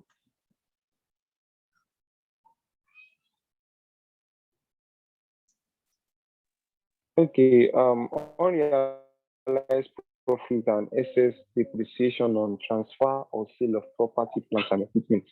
Adjustment for unrealized profit and subsequent adjustment for excess depreciation are necessitated as a result of sale or transfer of items of property, plants, and equipment, PPE, or its equivalent depreciable long-lived assets made by either party at a transfer price that may be above their carrying amount, that is, book value, which equally will bring about excess depreciation as a result of subjecting the higher value, which is the transfer price, of the sold assets to the depreciation policy of the group. In this case, there exists the need to institute two complementary adjustments as thus. One, elimination of unrealized profit on the assets transferred by reducing gross profit by the amount of the unrealized profit. Two, adjustment reversing the excess depreciation arising from the transfer price rather than the carrying value of the assets to the group depreciation policy. Effect on non-controlling interest. This will have an effect on the non-controlling interest share of post-tax profits of the subsidiary if the transaction is a downstream transaction. Okay? That is, the transfer originates or arose from the subsidiary. Really? Okay. Which is similar to that observed in the elimination of unrealized profit on unsold inventory as at year end. Illustration 10. A downstream transaction, sale of plants by parents to the subsidiary. Arsenal acquired 80% interest in equity of Chelsea as January 1st, 2014, when the retained earnings stood at 20 million naira. The board of Arsenal strictly want to comply with the requirements of IFRS regarding consolidation of the financial statement of the subsidiary with that of the parent as at December 31st, 2016. Income statement for the year ended December 31st, 2016 for Arsenal and Chelsea. All figures in thousands for Arsenal and Chelsea respectively. Revenues, 600,000 naira for Arsenal and 390,000 for Chelsea. Cost of sales, 345,000 for Arsenal and 201,000 naira for Chelsea. Gross profit amount to 255,000 for Arsenal and 189,000 for Chelsea.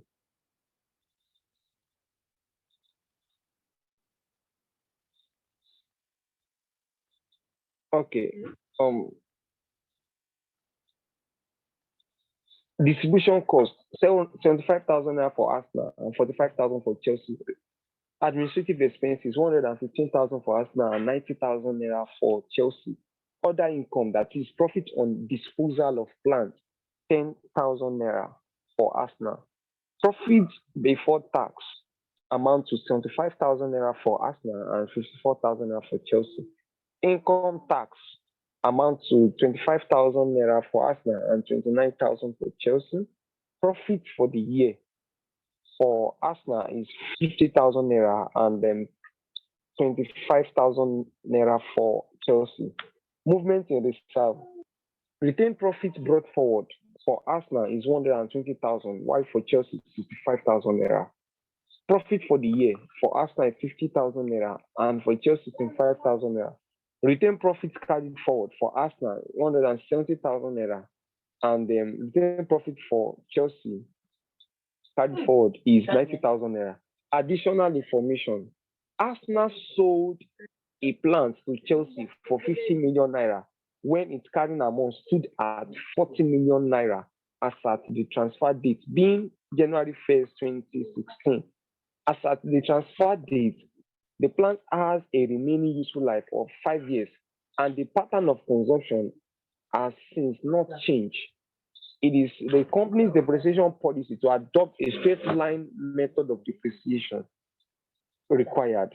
Prepare the consolidated statement of profit or loss and the consolidated statement of changes in equity, given that the share capital of Arsenal stood at 200 million naira and that of Chelsea amounted to 100 million naira, and the amount of non-controlling interest at acquisition as measured at fair value stood at 24 million naira. Thank you very much. I have a question, sir. Okay. Yes, in respect of the notes I read earlier before the question. Okay, what's it? I saw something that actually relates to It actually relates to downstream. So I just want to get that aspect very clear. What is it? I don't Okay, the understand. screen has not changed. I said the screen has not changed. I don't know if. Okay, hold on. Yeah. Okay, yes. Yes.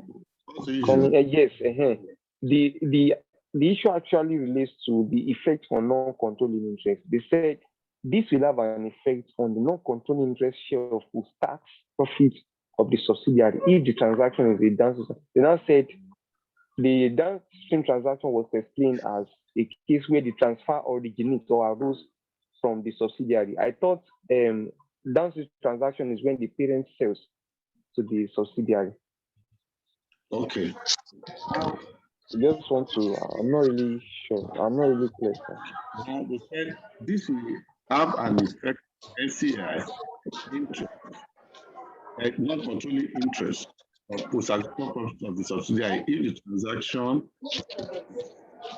downstream. Okay. Transfer is made or arose from the subsidiary, which is similar to this. Now, in this case, take note, this is not subsidiary. This is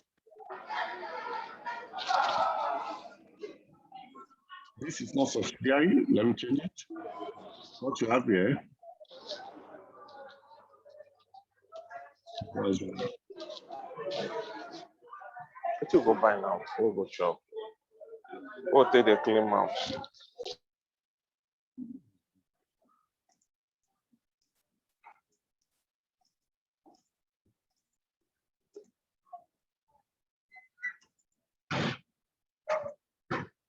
Okay, I don't know why it's not allowing me to click that side. Okay, but what we're trying to say is this. Let me get an highlighter. Now, what we're saying is this. Here, arose from the parents. That's what they're trying to explain to you, not from the subsidiary. Just take note of that. Okay? All right, sir. Noted. Noted, sir. Yeah. But I will explain it with the question. Now, let's go back to where we've copied the question. Okay. Now, this is the question.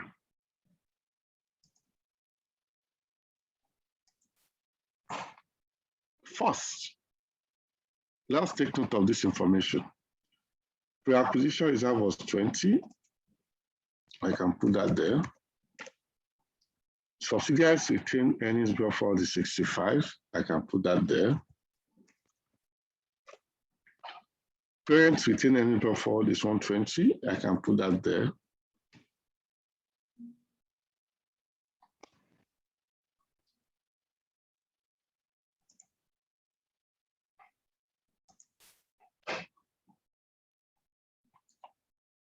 That's 120. Non-controlling interest is measured at 24.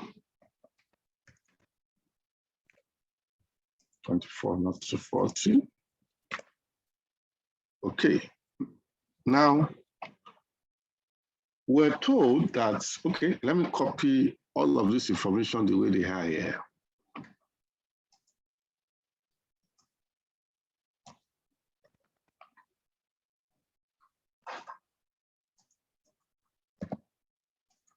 Now, what then do we need to do is that without any adjustment, the entire 50 of the parent will go to the parent, and the 25 of the subsidiary will be shared in ratio 80 and 20 for the parent and for the OCI respectively.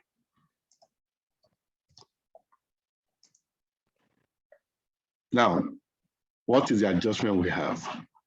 The parents sold plant to Chelsea and made profit of 40 million. And this transaction took effect during the current year. And I think we're told that it happened on 1st of January this year. And that's why probably the profit of that 10 is reported in other income of the parent as 10 million as profit on disposal of plants. Now, the entire of this profit is unrealized, unlike when it comes to inventory, where we'll start to say percentage. No, there's no percentage when it comes to assets. Asset is acquired in full in this case. But that means that we'll come here to say, okay, what is the profit on disposal that we'll have to eliminate entirely? We sold it, Arsenal sold it for 50 million, but the carrying amount was 40 million, which means this exactly is this 10. Sometimes this one might be 12 and this is 10. What it simply means is that the unrealized profit is just 10, not 12, because 12 might be other disposal or other income they make from external customers or external parties. Take note, you don't just pick what is here and eliminate. You must be able to attribute it to it. Now, in that case, what do we do? This profit have to be retrieved from the parent because this profit is not made. And this profit has overstated the asset of the subsidiary because instead of the subsidiary to reflect it at 40, is reflecting it at 50. Therefore, similar to what we did in the consolidated balance sheet, what do? We debit the parent's profits for the unrealized and we credit the subsidiary's assets. In that case, that's what we did here. Now, what would that translate to? It will translate to one other adjustment apart from this. Why? This transfer took effect 1st of January 2016. And between that date and now, 31st December 2016, the subsidiary will have depreciated the asset for 1 year. Now, and we are told that the asset has 5 years. It means 1/5 of the 50 million has been depreciated instead of 1/5 of the 40 million, which means the subsidiary has charged more depreciation than required. And what will be the effect of that on profit of subsidiary? It will understate the profit of subsidiary. And we have to reverse that position to state it to what it's supposed to be. And remember, anything that affects the profit of subsidiary in this manner will affect the shareholders. Who are the shareholders? The parent and the NCI. Therefore, let us determine what is the depreciation adjustment required. Depreciation charge based on transfer price is 50 million divided by 5 years. And that is what? 50 million divided by what? 5 years, which means they have charged 10 million for that year. Now, but what should they have charged from a group perspective? They should have charged 40 million, which means it is this 40 million, which is the kind amount, divided by 5 years, which means they've overcharged how much? 2 million, which means their profit will have been understated by 2 million. The same thing, you can use another approach. That what are the common factors? 5 are the common factor. Therefore, what is the difference? 50, 40, which means instead of do it one by one, I can find difference between 50 and 40 is my unrealized of 10 and divide it by 5. And that's what happened here, which means my unrealized divided by 5. And take note, this alternative is only valid if the depreciation method is a straight line. Otherwise, it won't be valid.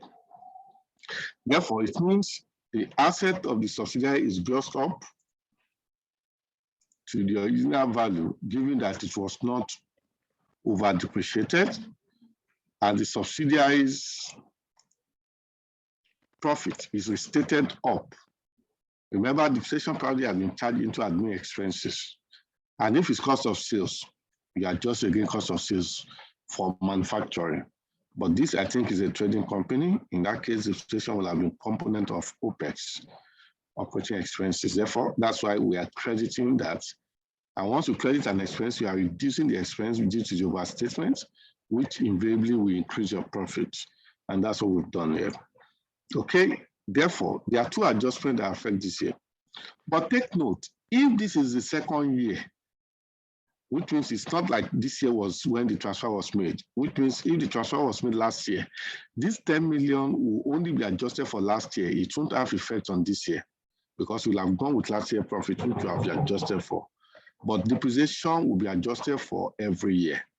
But again, you are not going to adjust depreciation cumulatively because profit or loss or income statement only deal with a period, which means you only adjust for 1 year. Anything you are doing in your income statement, you only adjust for 1 year, except you adjust less than 1 year.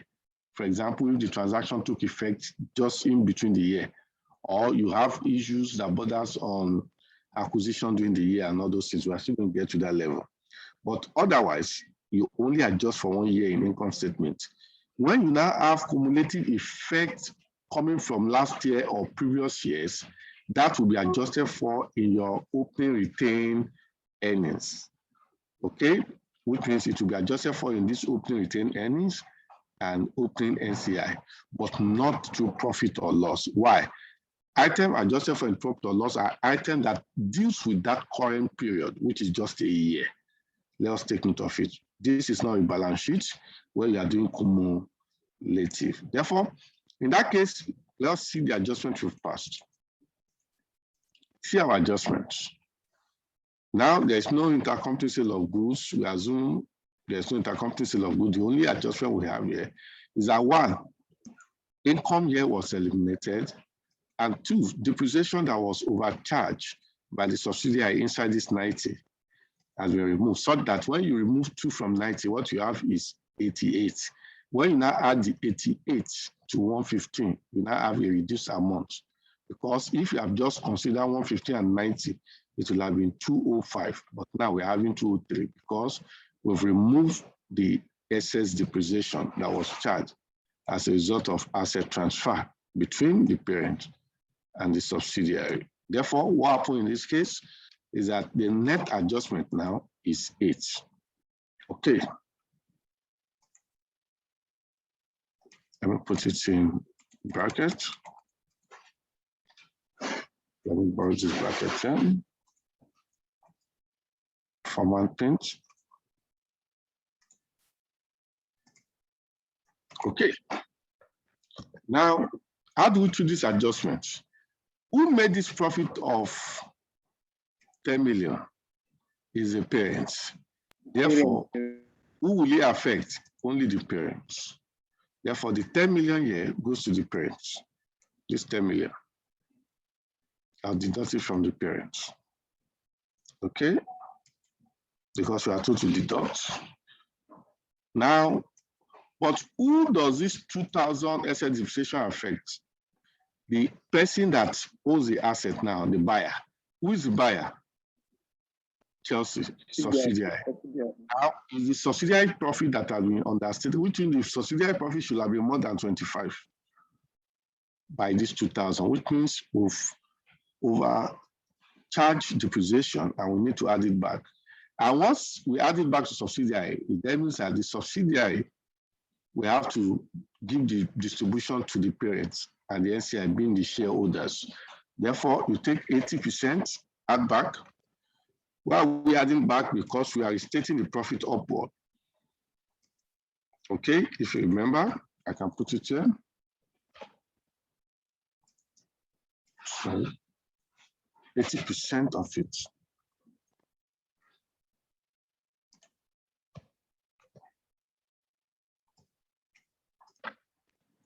And NCI is 20%.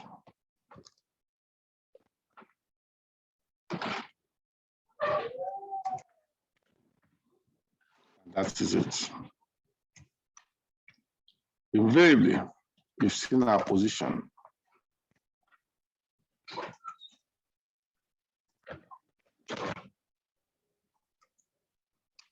Okay. That's the position there. Now, we have been able to attribute 67 as 61,600 for the parent and 5,400 for the NCI. And that's what we have tried to do here. Which means if you understand the principle, you won't be confused by issue of upstream, downstream, is to follow where the money is. Therefore, in that case, we are able to produce this our income statement. Okay. Therefore, here we have attributed it, are waiting for retained what? Earnings.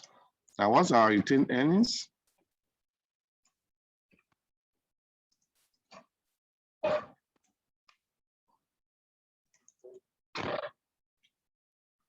Our retained earnings before for the parent is 120. And having deducted the pre-acquisition retained earnings from the subsidiary retained earnings brought forward, we have the post-acquisition retained earnings brought forward of 45. Therefore, we take 80%, we gift it to the parents, and we take 20%, we gift it to the NCI. Now, I remember NCI was measured at acquisition at 24 million. Being fair value. Come here, we link the 24 million. And that's all. And that's how we're able to produce our results in that manner. Okay, now let me speak to this. Imagine this transaction did not happen on 1st of January 2016. Let's say it happened on 1st of January 2015. It then means that this 10 million were eliminated, will not be eliminated. It won't even come here, because it won't be reported this year, it will have been reported last year, which means the adjustment took effect last year, which means the cumulative effect of that adjustment last year will affect the opening retained earnings if it's only the parent that it affects. But if it affects the subsidiary, which means it will affect the parent and the NCI, it will affect both the cumulative opening retained earnings and that of NCI opening. Okay, and we're going to see all of this position here. It will affect here for the parent and it will affect here for the NCI if the cumulative effect affect the subsidiary's retained earnings brought forward.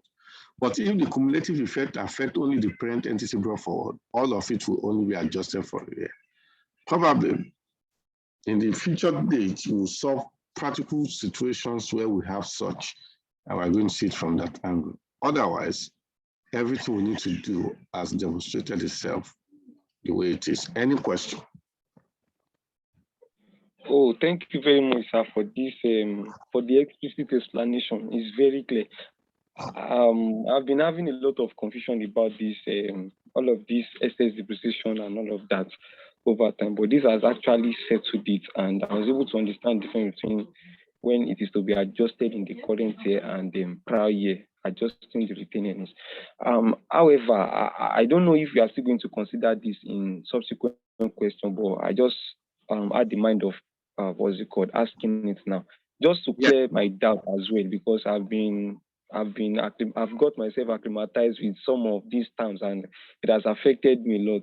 So I just want to get the difference between what's it called. Here we have adjusted, we consider the adjustment to be excess depreciation. So I want to ask the case where we have extra depreciation, the difference, what gives rise to excess depreciation, what gives rise to extra depreciation, all of this under like under depreciation or over depreciation and all of that. I don't know. So I've been. Let me just try to explain it. Excess or over depreciation arise from the fact that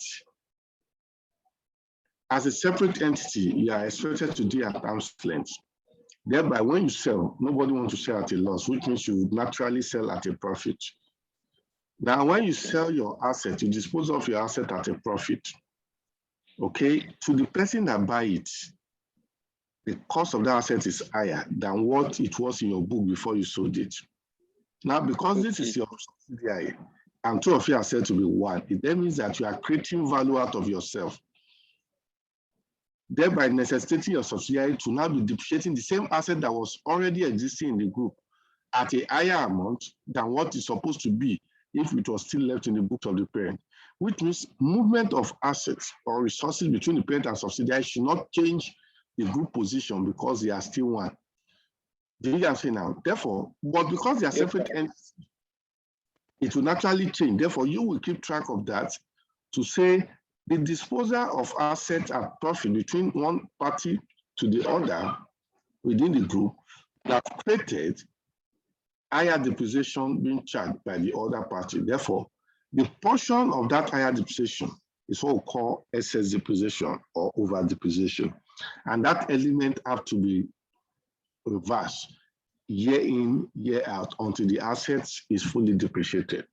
Okay, what we are trying to reflect is that as you depreciate, as you adjust for this 2,000 over the next 5 years, it will have totally adjust for the entire 10 million, which is a profit at the point of disposal. But remember, depreciation reflects the value over time, which means it's just a way of amortizing or spreading the cost of such an asset over the useful life.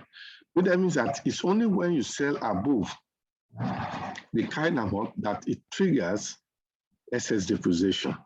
But when you sell below at a loss, before we can say it triggers under depreciation, we need to first of all ask ourselves that, are you sure that for you to have sold the asset at a loss is not an evidence that the asset has been impaired, which means it might trigger impairment assessment. And if we carry out the assessment and find out that it is impairment loss, therefore such loss cannot be reversed because it's permanent.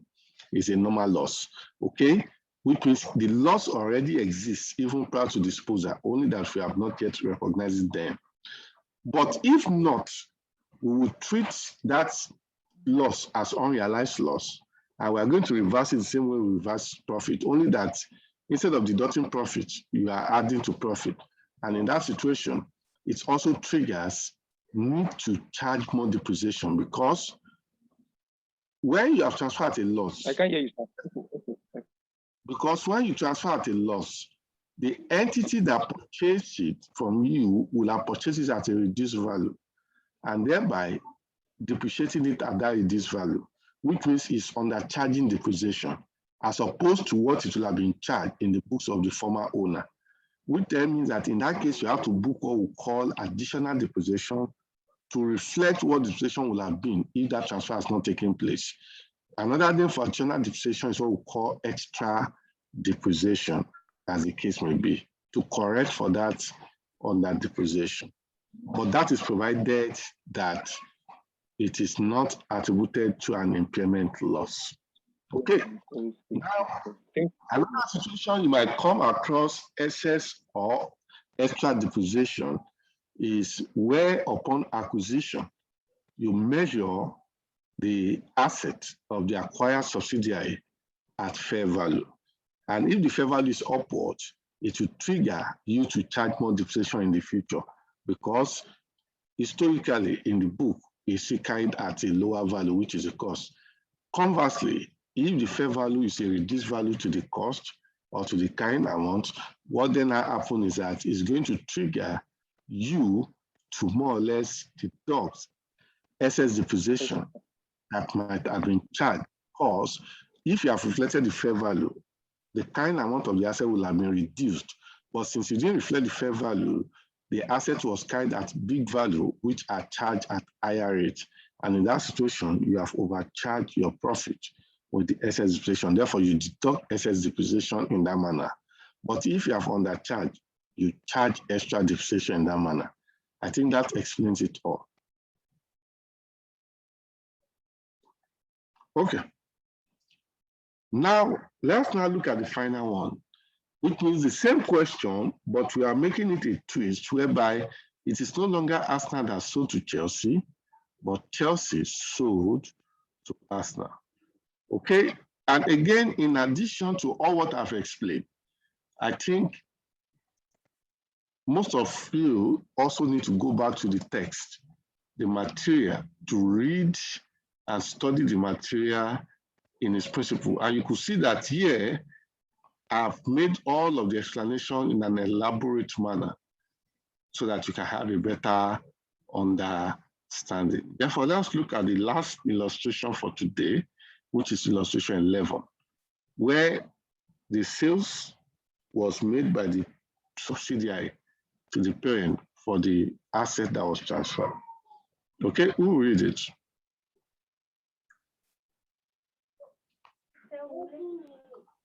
Also, an upstream transaction, sale of funds by the subsidiary to the parent.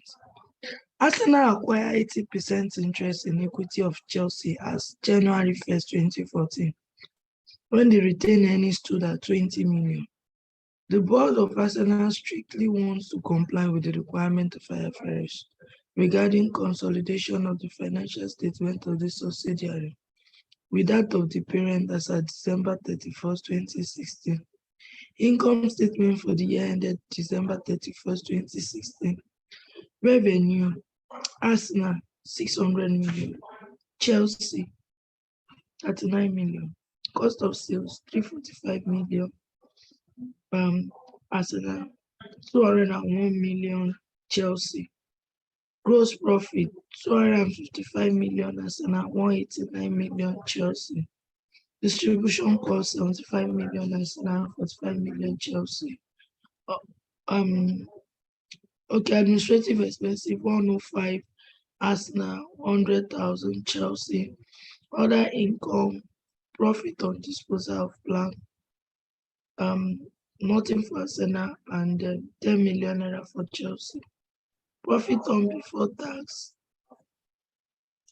75 million. Arsenal, 54 million. Chelsea. Income tax, 25 million.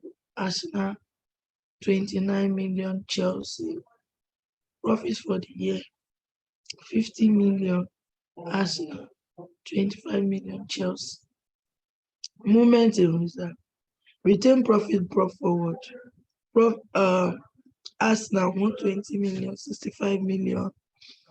Chelsea profit for the year 50 million. Arsenal 25 million. Chelsea retained profit carried forward 170 million. Arsenal and 90 million. Chelsea. Can we go to? I'm done reading the action point now. Additional information. Chelsea sold the plan to Arsenal for 50 million. When its carrying amount stood at 40 million as at transfer date being 1st January 2016. As at the transfer date, the plan has a remaining useful life of 5 years, and the pattern of consumption has since not changed. It is the company's depreciation policy to adopt a straight line method of depreciation. Required. Prepare the consolidated of profit or loss and the consolidated statement of change in equity, given that the share capital of Arsenal stood at 200 million and Chelsea amounted to 200 million, and the amount of NCI at acquisition measured at fair value stood at 24 million. In this context, I'm not done reading. That's all.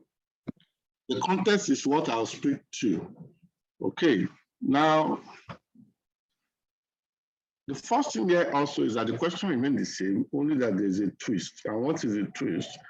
Unlike before, when it was the parent that sold, but now reverse is the case. Chelsea sold to Arsenal, and all other information remains the same. But before I do that, I have to more or less copy exactly what I have here and put it in my schedule. And that's what I've done here. Okay, now also I need to populate this. My retained earnings as at acquisition was 20 million, which is for the subsidiary. The subsidiary's retained earnings before the 65. The parent retained earnings before is 120. And I've also discussed where we were not given, you know how to work back from your balance sheet item of retained earnings to your profit or loss to get your opening retained earnings. And NCI is measured at 24 million. Okay. Now, that is that. Now we can come back here. Before any adjustment, we can assume and agree that, okay, the entire profit of the parent belongs to the parent, while the entire profits of the subsidiary belongs to the parent and NCI being the shareholders, and they will share it in the ratio of 80-20. Okay, take note, 80-20 is not a standard, it's the information we have based on the stakes they have. If it's 60-40, you also change it to 60-40, which means if it's 60-40, it will be 60-40, and this is how they will have shared it. Just take note of it, and this is flowing from the information. Yeah. And you also know how to derive 80% or whatever percentage it is if you are not given. Therefore, I return to where I am. Now, in that manner, what then happens? Therefore, I need to take note that there's sale of goods. Now, sorry, sale of plants. Now, it was sold for 50 million, something that have a kind amount of 40, which means the entire profit on disposal is unrealized, which in this case is an income in the book of the subsidiary, as you can see it here, which you have to reverse from the subsidiary's book, and is an asset in the books of the parent, which you have to adjust for in the books of the parent, which means 10. Now, again, as we have done it, the parent will have been charging depreciation on 50 instead of 40. Therefore, what would that trigger? It trigger adjustment for excess depreciation. Okay.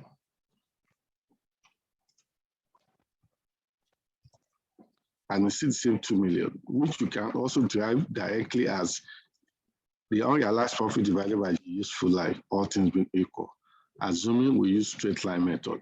Now, what then happens is that the parent is the one charging depreciation on the acquired plants, and he has charged 10 instead of 8, which means the profit of this parent, this 50, has been understated, because these administrative expenses have been overcharged by 2 million. Therefore, what do? We more or less pass the relevant words, entry to restate that profit. And what is the implication of that? Similar to what we did before now, the implication is that income from disposal of from disposal of assets in the books of the subsidiary have to be eliminated, okay, to the extent of unrealized profit. And likewise, depreciation relating to administrative expenses have to be adjusted for, as this 105 is overstated by 2 million. And therefore, when you deduct 2 million from 105, it is 103. 103 plus that of subsidiary will now give you 203. Now, the question then is, how do we adjust these 2 and 10? Remember, who sold and made profits is the subsidiary that sold and made profit. And therefore, it means this 10 million is overstating the profits of the subsidiary. This profit was overstated by 10 million. Therefore, if you are to reverse it, since we have already shared this 25, we will now go and collect the 10 million back from those we shared this 25 to. And who are they? The shareholders. And who are the shareholders? The parent and the NCI. Therefore, I'll come here and take back 80% of this 10 million affecting the profit of the subsidiary. And also, the 20%, I take it back from the non-controlling interest. And I do the same thing. And thereafter, I produce these results. Okay, now who is depreciating an asset? The buyer. Who is the new buyer? Asna, the parent. And the parent has overdepreciated the asset by 2 million, which has overstated its expense and understated its profit. Therefore, NCI has no business in what happened to the parent on a standalone basis. Therefore, we will now adjust this only as a recovery to the parent, which means NCI is now what? Affected for the depreciation adjustment. Which means if you look at it, this is like a reverse of what we did earlier. Okay, here earlier, if you check it here, we adjust only with the parent, but now it is the parent and the subsidiary. Earlier, this is adjusted with parent and NCI. Before, now it's solely the parent. Here it was parent and NCI before, and now, but before it was only parent, and that's just the position we need to take note of. And at the end of the day, we are able to attribute this 67,000 to 64 and 3,000. Unlike in the other case, we attribute that 67 to 61,600 and 54, which now, in this case, our account is what is being presented in this manner. Okay, our revenue is 990, since it was not eliminated, no intercompany sales, likewise cost of sales, likewise gross profits, likewise distribution and admin, but until we got to other income, the entire thing was attributed to unrealized profit. It was totally eliminated, which is 0. And the elimination is coming from the fact that this was done and the entire income has gone. And we have our position, our profit before tax as 121, our income tax is 54, our profit for the year 67, which we have attributed as it is. And this has flown into this year. And remember, our share capital of the parent is 200. Therefore, don't be deceived by the share capital of the subsidiary, because it's not relevant here. It probably should have been relevant if you had to measure the fair value ourselves, having known the share capital and the nominal price and the market price, or do it at proportionate share, whereby we know what is our Chelsea's subsidiary's share capital plus the pre-acquisition reserve of 20, which will have given us 120. And 20% of 120 probably will have given us the same 24. And probably that's what we'll have needed, provided we measure it at proportionate share. But in this case, they've given us this measure. Therefore, this 100 million may not be relevant to us. Now, what do we have here? As we have here, parent retained earnings brought forward is 120. Okay, NCI brought forward, which is, NCI measures acquisition date is 24. Okay, now this 65 minus 20 will give us 45, being the post-acquisition retained earnings brought forward of the subsidiary. Therefore, we'll take 80% and give to the parent. and we take 20% and give to the NCI, and that produces Form 56 and 33 that we have here. And at the end of the day, we're able to produce our account in the way it's required, in line with both IFRS 10, Consolidated Financial Statement, and IS1, Presentation of Financial Statement, that is general purpose. Any question on that? Any question on that? No question from my end. Okay.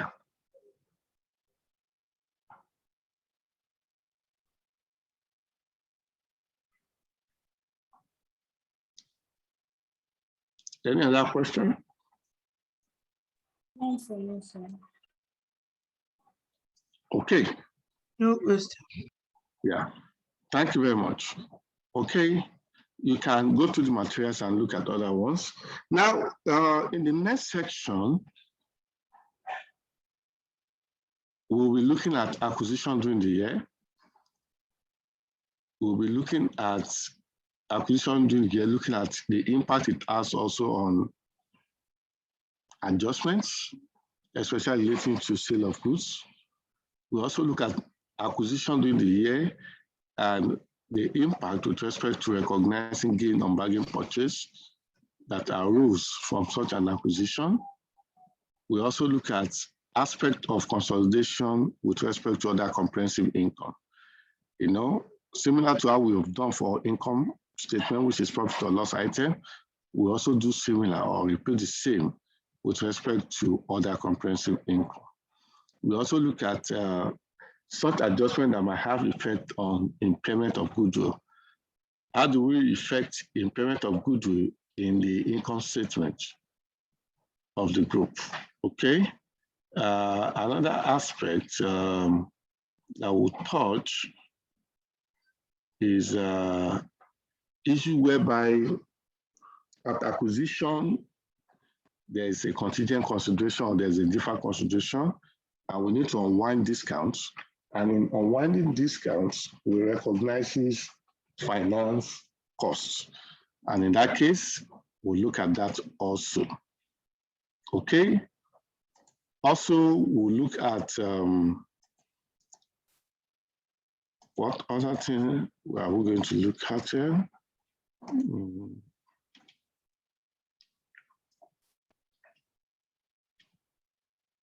Okay, we'll look at, if time permits, we'll look at treatment of preference dividends within the group, similar to how we look at the impact of preference share capital in the consolidated statement of financial position. Okay, what other things are we going to look at? Look at other things. Okay, I think all are those things I've mentioned. About additional 6 to 7 or 8 principles will equally be considered in all of our discussion. Are there any other questions? Are there any deliberation? Are there expectations that we will not address at a future date? Otherwise, we'll call it a day. Thank you.